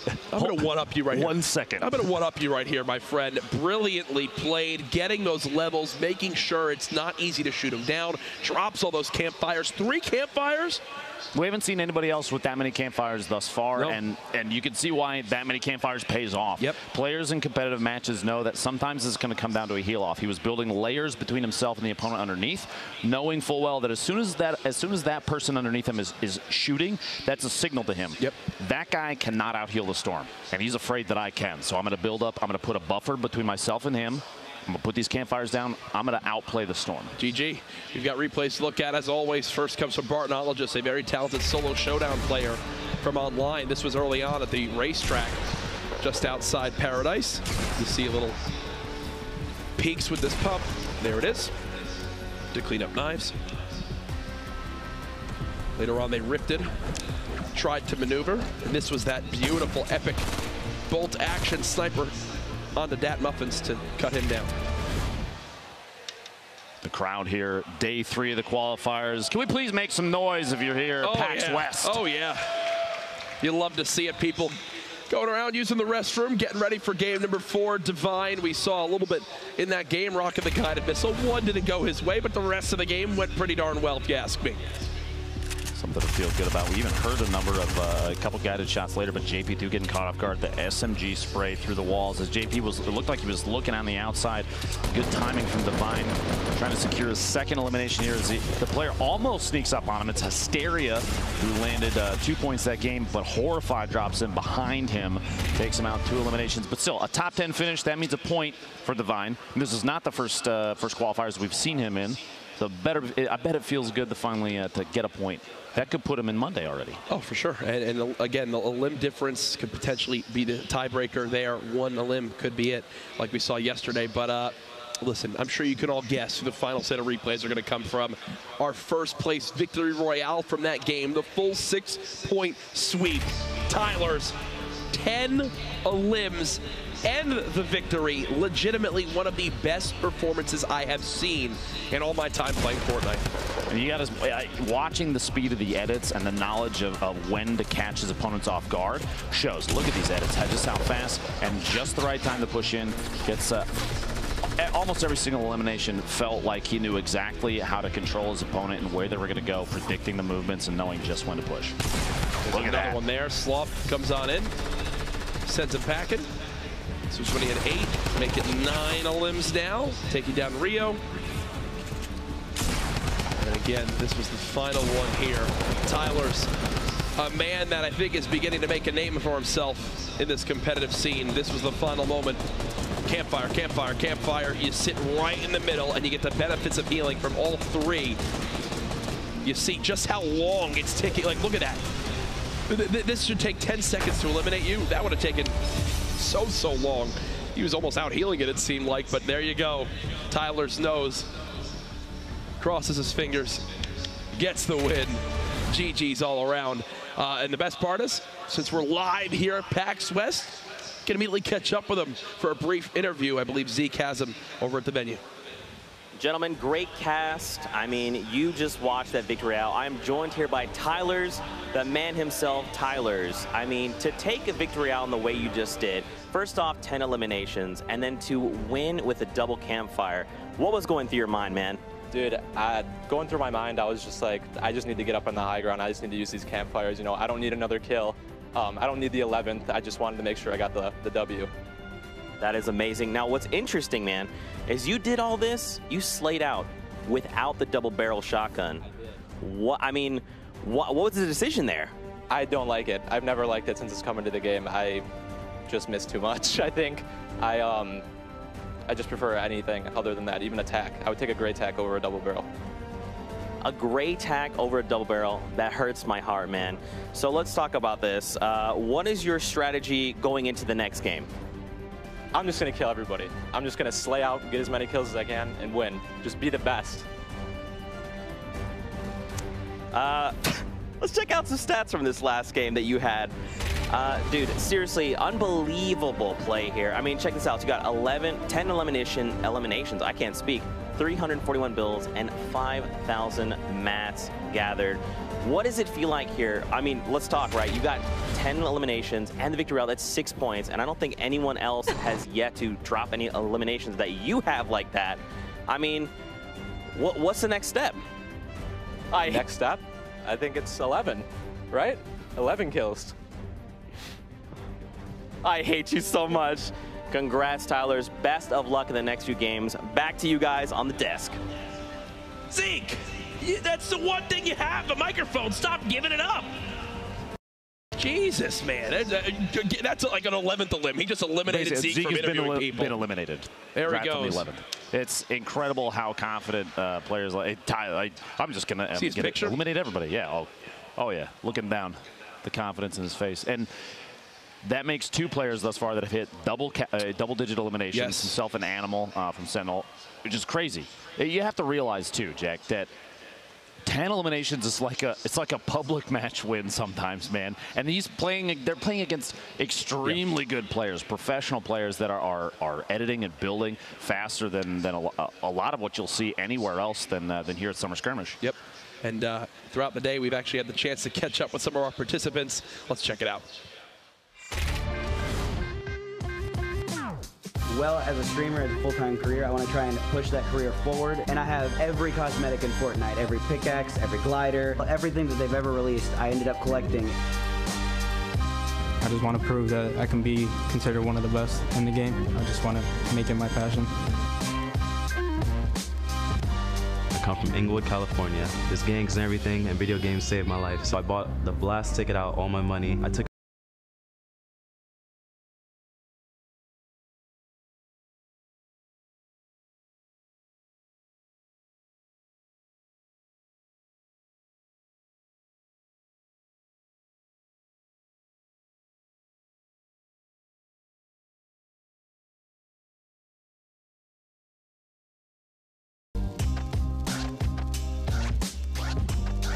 I feel like I could just lay back watch everyone kill each other and then snipe them from the back.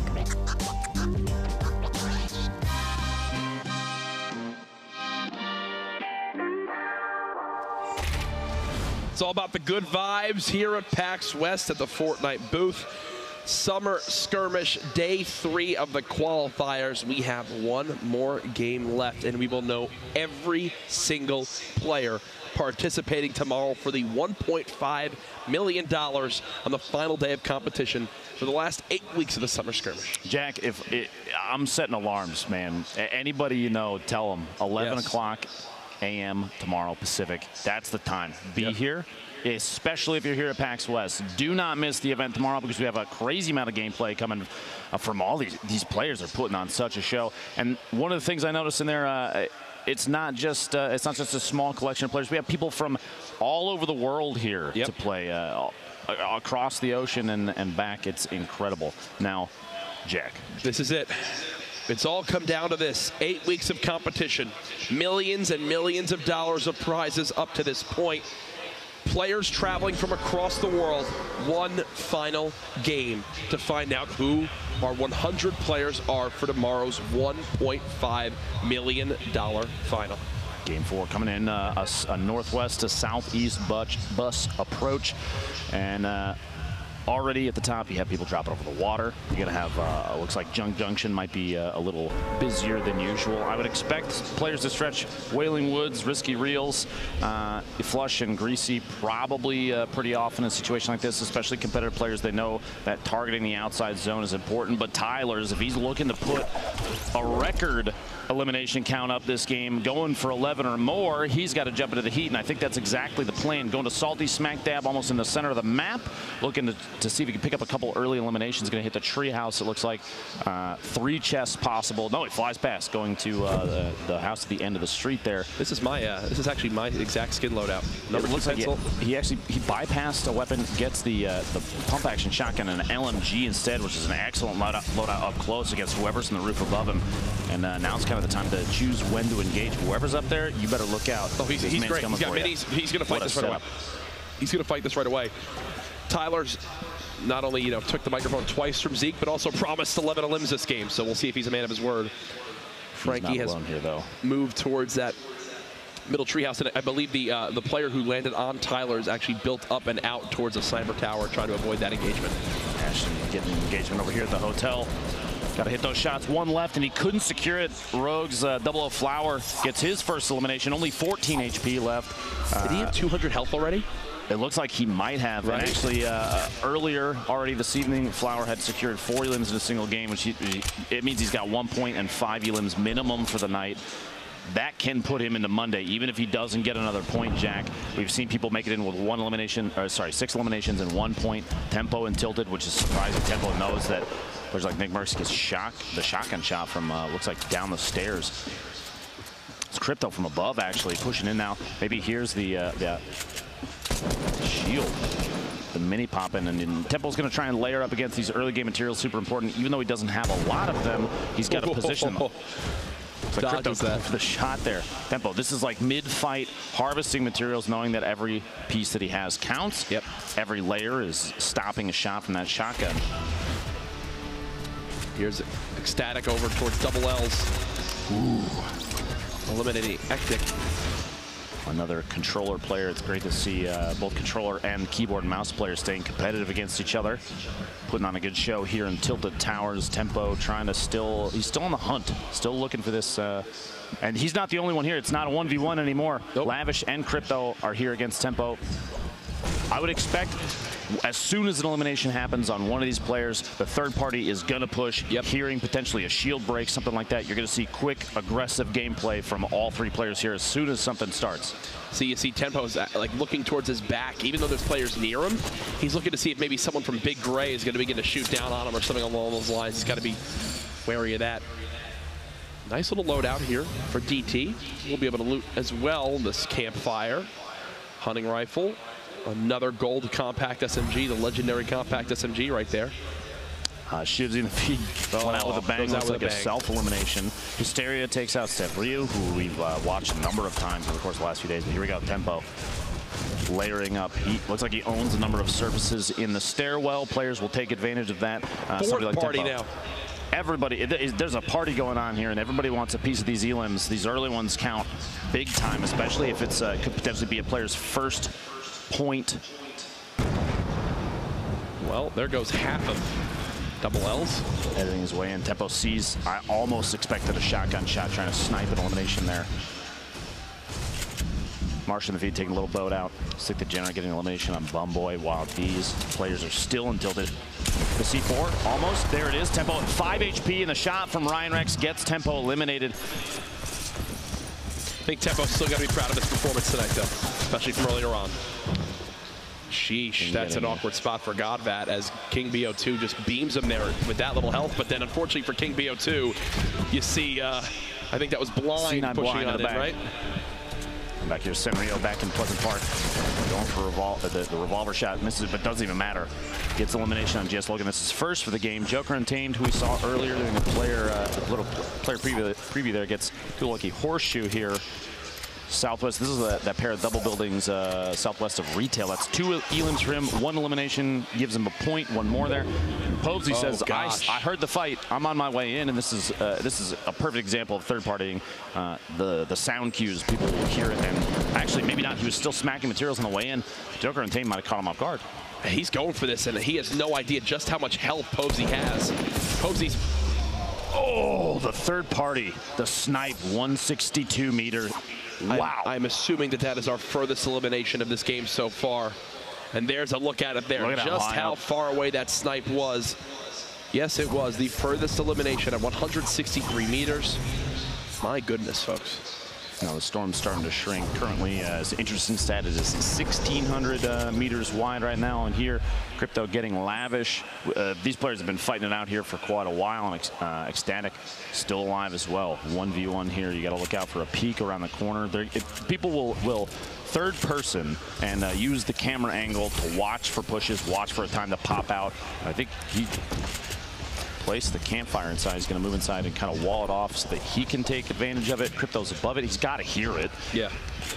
I mean, Crypto knows exactly where Ecstatic is, and potentially choosing when the push is going to be much easier now, the angle at which he can come from, because he knows Crypto might be right here. Oh. Almost expected it to peek that shot and catch Ecstatic off guard. Crypto's actually, he's looping around the outside. You know they're listening to each other the entire time. The trap going down through to protect. Crypto actually in the feed there gets Ecstatic with the pistol, the fight we were just watching. But over here, the west side, the factory is by Lonely Lodge. Nikiski building on up, dropping down, has a ton of materials, but not much ammo to use. This is one of those fights where the currency you're looking for is extra ammo for your next engagements. Continuing to break on in, gets control of the pyramid, but I don't think anyone's even in that 1-by-1 anymore. Yeah, that guy's been long gone. He moved to the build just behind him, and he's actually just going to give this one up. Will Sloth shoot him in the back now? I almost expect it potentially hearing the moved out. Yeah, he just like leaves him. Sloth gets a couple taps. The gray SMG from distance doesn't really have anything. I mean, tab firing maybe with the AR is a better option here because the SMG is not nearly as accurate. First shot accuracy with an AR at that range is going to be superior, but he was just looking to spray a bit to see if he could get any damage on him. Maybe even a method of shield checking, see if his opponent is weak enough that under 100, there it is. Turns around as Nikiski dropping down, but the third party coming in. The shots from the hill on Tilted, which is exactly what Nikiski was looking at pushing towards. Nikiski, Divine's teammate, eliminated there, and Sloss has 2 elims. This was King against Blind. Blind just drops on in, and 2 quick crits from that tack shotgun will send him home. Here's Tyler's from last game, promised 11 elims in that interview. Still at 0, but still, it doesn't matter for him. He had the perfect performance in game 3. 53 players left. The circle's about to close. We're going to see where people are going to have to move next, and it's basically centered in the previous storm. So everybody's about the same distance, equidistant from the outside edge. Nobody has too much pressure, but there is under 2 minutes. You got to start making moves before too long because you want to get into these circles early. Competitive players, they're going to try and gatekeep, and if you're outside of the circle, oh, fade! Baited. Tyler's goes down, 0 eliminations. Heavy shotgun, man. Heavy shotgun. The highest damage output of any shotgun. That heavy when it hits a crit headshot, and it shows it right there. That was Tyler was running in with 142 HP. Kev is popping the chug jug, hands off the keyboard, just hoping it even has time to use it. It's on the far west side, too. You see the map there and a top-down view of the area that Kev's getting that the chug jug off on. Two players already engaging each other, and it looks like someone is trying to hunt Kev down. The audio cue from that chug jug could be very revealing. Players like General, you see that? He's pyramiding on top of his own ramp to block a pyramid attempt from his opponent. Maybe even a trap player. Gets the shotgun shut off. Looks like 80 shield damage, which means he knows his opponent still has some shield left. You didn't hear the audio cue. And Yo-Yo, keep it up. A player we've seen in previous summer skirmishes. Puts on a good show, but cannot clutch. Gets dropped down. General drops the platform out from underneath him. Yo-Yo falls in and gets shotgunned. He's trying to move quick to drop down. There you go. This was that fight we missed earlier on when Crypto picked up the legendary double barrel shotgun. 1, 2. The nice little swap to the pistol. That rare pistol is quite good when the bullets connect. Here's Kyle over on in crates just above retail. Looking for whatever he can get. The epic assault rifle, quite good. Absolutely shreds, and the drum gun as well. Swapping between two spray weapons. You see all the builds coming on in, denying any bit of high ground he can. Now he'll try to match the build himself. Follows it on up. Joshua just below. Definitely a health advantage here for Kyle. Seems like he's having trouble spotting exactly where he is. Oh, you hate to see that if you're Kyle. There he goes, Joshua with the elim, his first of the game. Now you see the board here, 6 players currently with 3+ eliminations. Actually just went up 7. DT, Sakairos, and Marsha, the only ones still alive though. So you've got 4 players that have earned themselves a single point, plus those elims, which can mean all the difference for tiebreakers. We still have 3 alive that can keep pushing the elimination count, go for more points. Only 2 more eliminations separate them from 2 points, and that we've seen the last 2 days has been enough to push them into Monday's grand finals. Diabolic. Falling down this hill. Look at the zone at his back. Time is against him as he's going to have to move on in. Knows there's one player in this broken house. Speedy peaks. Nearly gets a haircut there from the player. He's going to keep on moving. Keep placing these walls. Damage yet either. 100 still. In the feed, Blind goes down to Rex. And Blind this game did not have enough elims to get a point. Not high enough rank to get a point, so no points from this game for Blind. As previously we were watching Joshua versus put on the backside of the wall here. We were hoping, I guarantee you, Kyle was beating himself up. There's a level of inaccuracy there. The spray from the SMG just didn't connect enough. His tracking was not very good in that fight, and that's what cost him the grenades. Sakairos trying to outbuild it, trying to stay alive. Not many mats left to his name. 3 limbs so far, so 1 point earned, but now he's getting shot from multiple areas, down to 5 HP. I think the end is near here, Lupo. If he clutches this, no. He almost used the rip to go. My gosh, opted not to because the shot stopped. He's going to get bandages off. Nope, he heard more shots come in. A layer got knocked out, and that's a good call. I'm actually extremely impressed at the hesitation on using the rip to go because he was trying to hold on to that. It's such a powerful item to have late game. You can reset an engagement that you are at a big disadvantage in by just getting up on top of everybody. But he has to take advantage, box himself in, and I'm going to be honest with you, this is an extremely obvious location. Those walls don't belong. I mean, they don't belong to the.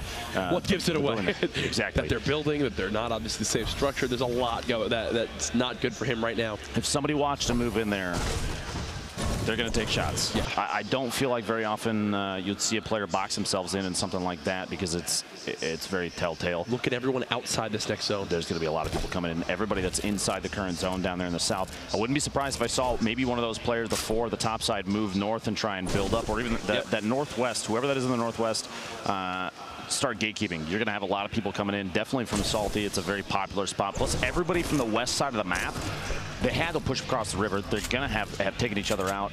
They're in a prime position to get Kevin Hysteria. Kev trying to build on up. Hysteria had much lower health, but that's not the case anymore. Hysteria, 3 eliminations. And the sigh of relief, it seems, from him as he lives to see another day. Gone nearby as well. Kyle looking to push his engagement. I think he thinks Hysteria is very weak, but little does he know, Hysteria was basically gifted a med kit. He's still got some shields left. I think that this is Hysteria's fight to take as well.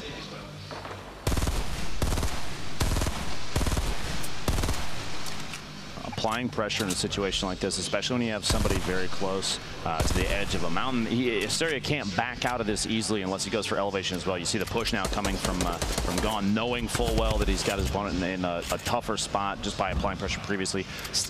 Those kind of shots to knock down surfaces, that's going to make players that are very aware of when a push is going to come. They're going to stop healing, they're going to put up a wall, and Gone knows that, which means he may have interrupted a heal. The aggression, it's absolutely the perfect time, but Hysteria going for a play there, trying to get him on YouTube and jumping up above the bounce pad to get elevation. A brave play. 41 damage, no shield remaining, is going to go for it. Another one, the shot's midair and gets the elimination on Gone. Beautifully done by Hysteria, his 4th elimination of the game. And he's going to go ahead and drop on into the low gravity zone. Ooh, that clinger lands right behind 42 MZ. The clingers aren't being stacked, so, you know, structures. He's able to get out with his life. MZ with the heavy sniper rifle. Remember, that does 1,100 damage to a wall, so it instantly destroys anything. Metal, brick, wood. He's made into the zone, though, so I think he's pretty content with where he is right now. No. He's gonna, no. Do it. Oh. Almost. This player. No. I'm curious if 42 realizes there are a number of players underneath him. There are actually 2 underneath him in the tower. And he wasn't even paying attention to that. He was watching the third party, which I don't blame him. The people underneath, unless they start smacking out the materials underneath him to drop him down, he doesn't really have to worry about him too much. This low grab zone,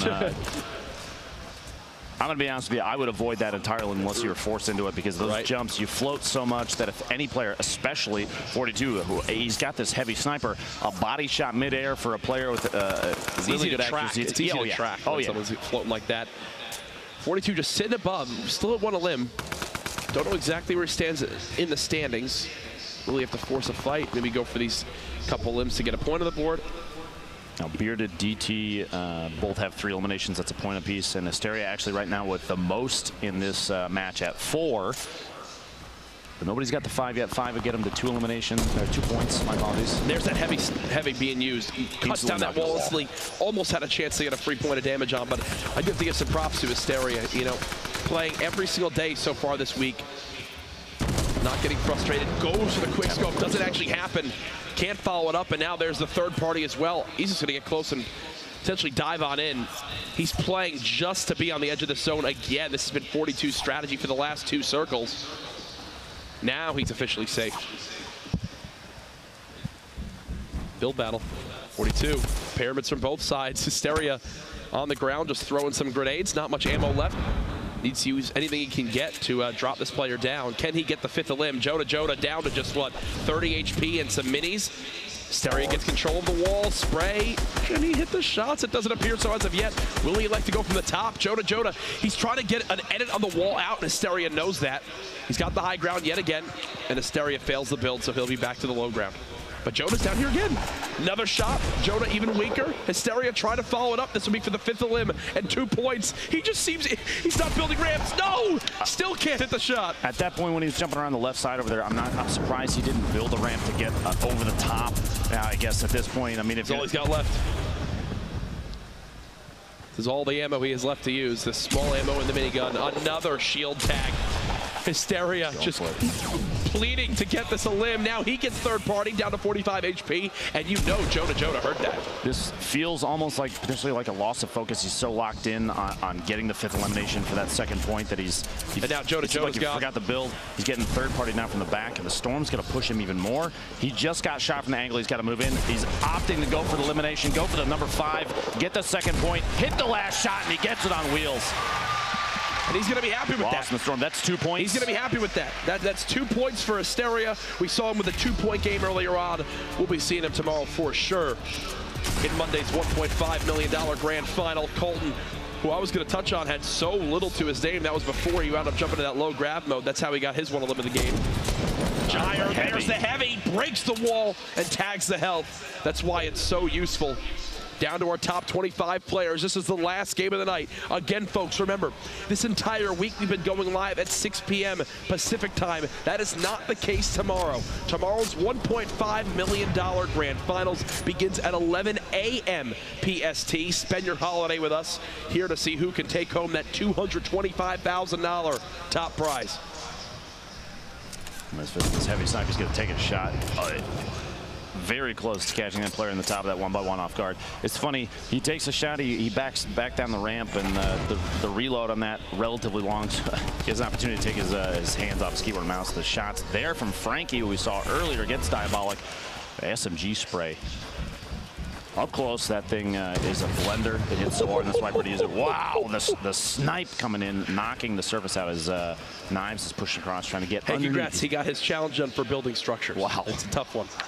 It's a tough one for some of these players. His knives building below. Gyre just more than happy to peek with this heavy sniper.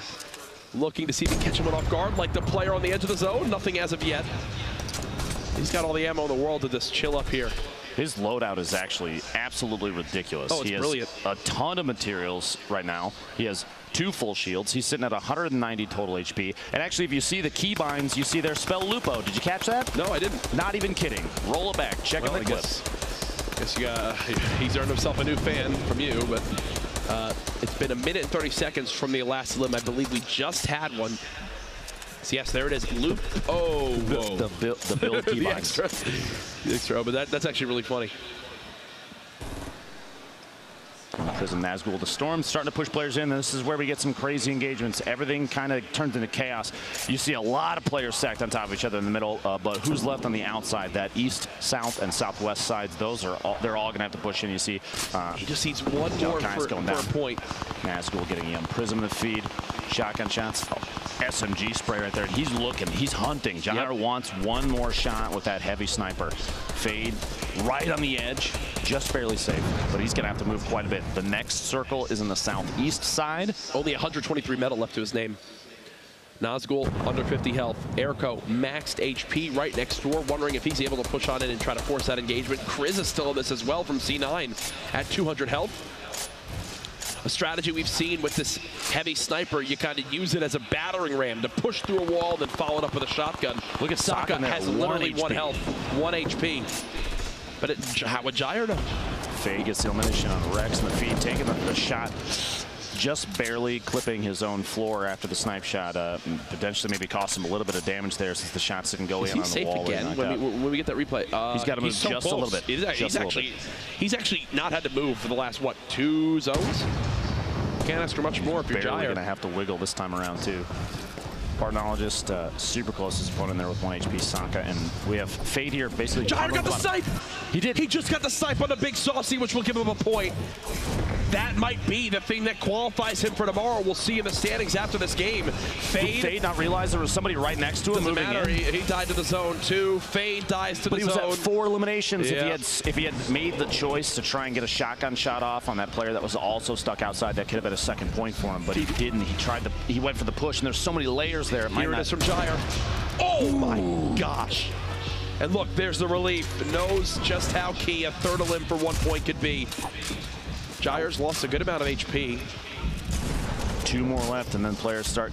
Crispy just was lost the storm. 2 more players go down, and then everybody that's left gets at least 1 elimination just based, or sorry, 1 point based on rank alone. Gyre gonna layer up on top of himself. Now's the time. You just kind of hang out inside. Only 30 HP left, so he can't take too much storm damage. The storm doesn't affect shields. Players, these guys, they're so on top of that he knows he's got to start moving early. He knows he can't spend too much time in the storm. He can't move too early though. You're gonna take some ticks from that. Like these catacombs of buildings inside here. All the players that they put down just to secure every movement they can, because there's so many angles of C4, and his builds might not be enough to save him from something like this. We'll see here in a second. He's going to try and start making moves. 2 more players need to go down, and then Gyre gets a second point here, which would put him in potentially on Monday. He knows this too. He actually, I thought he got pulled into the rift to go too. We swap perspectives to Barnologist. Lands, there's multiple players both above and below him. The footsteps are every direction. Another rift to go was just used. Fake Jesus eliminates 1. Airco, and that elim Gyre gets eliminated in 11th place, so he doesn't earn the extra point. That gives everybody that's still alive a single point, though. Barnologist just watched somebody drop down. I'm surprised he didn't peek over the corner and try and go for a shot. That shotgun. But he's waiting inside, secures himself inside a little base. Airco, Vape Jesus getting multiple eliminations of feed. Frizz takes Airco out.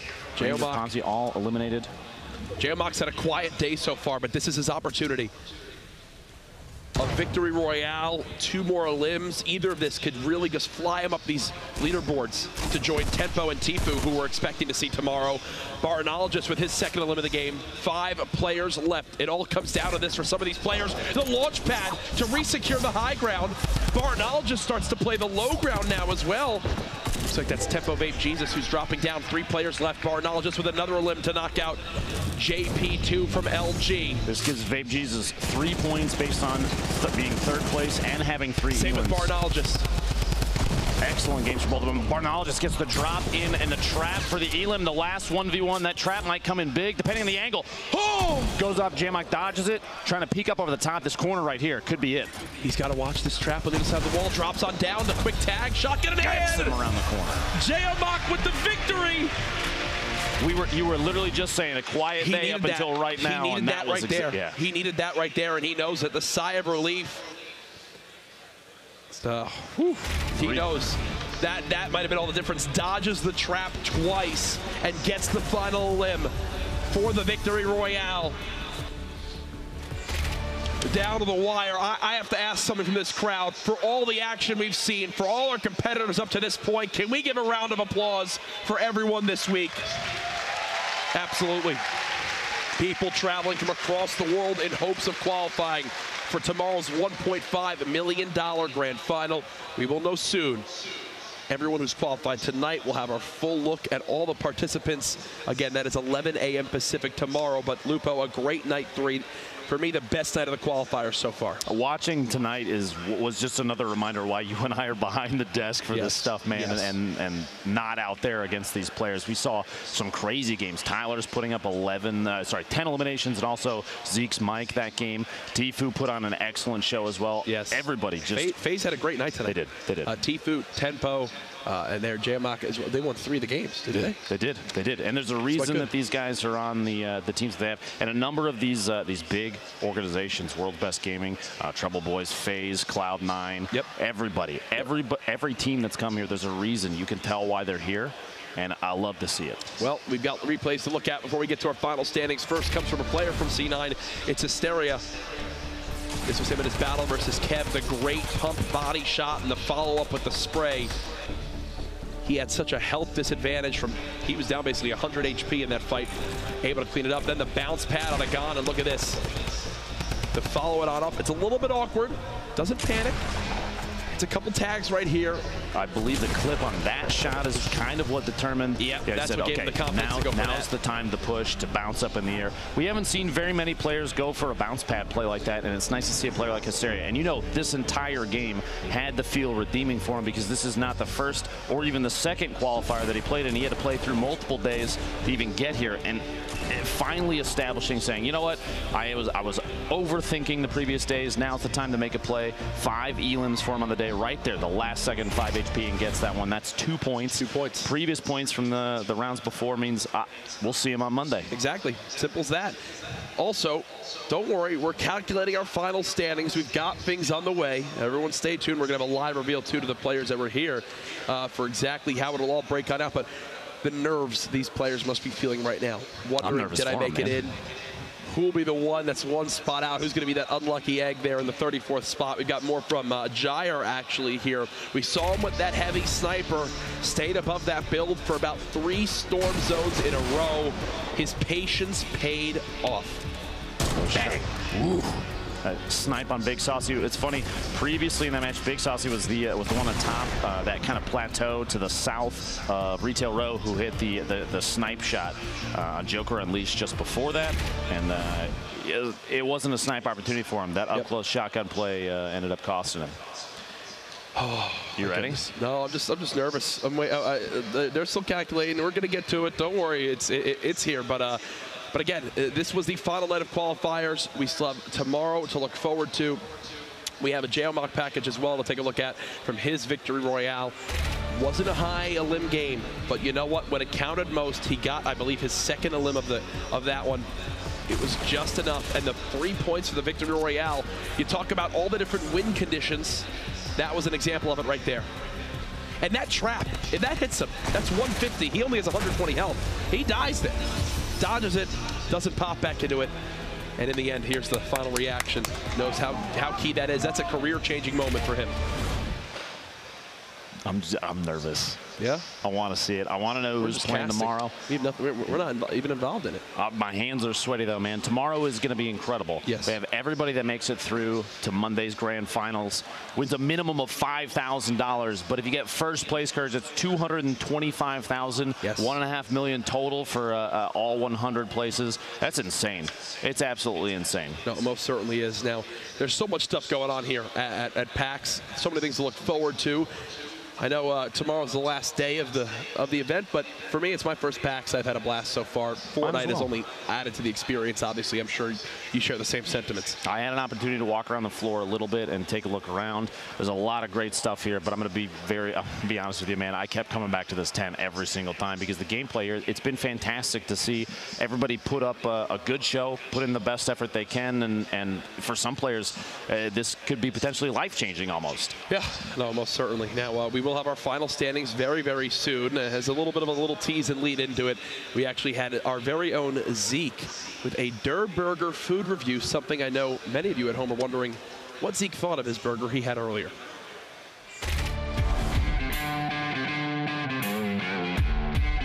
What's up, guys? Zeke here, and I'm coming at you live from PAX.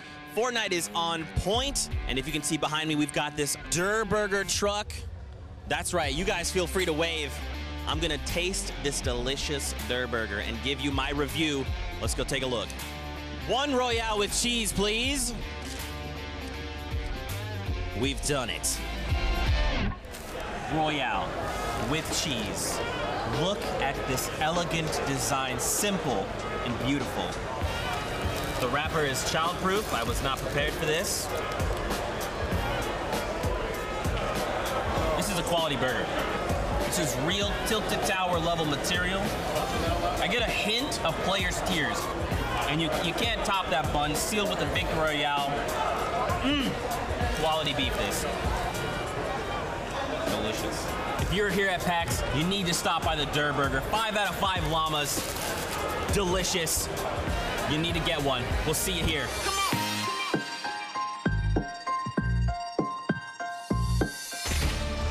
Oh, Zeke. Always has such an interesting way with words, and he shows it again there. I love the bush just watching over him. I have received word. I have received word. I believe it is time to live reveal to our players who will be moving on. They are still sat in their seats.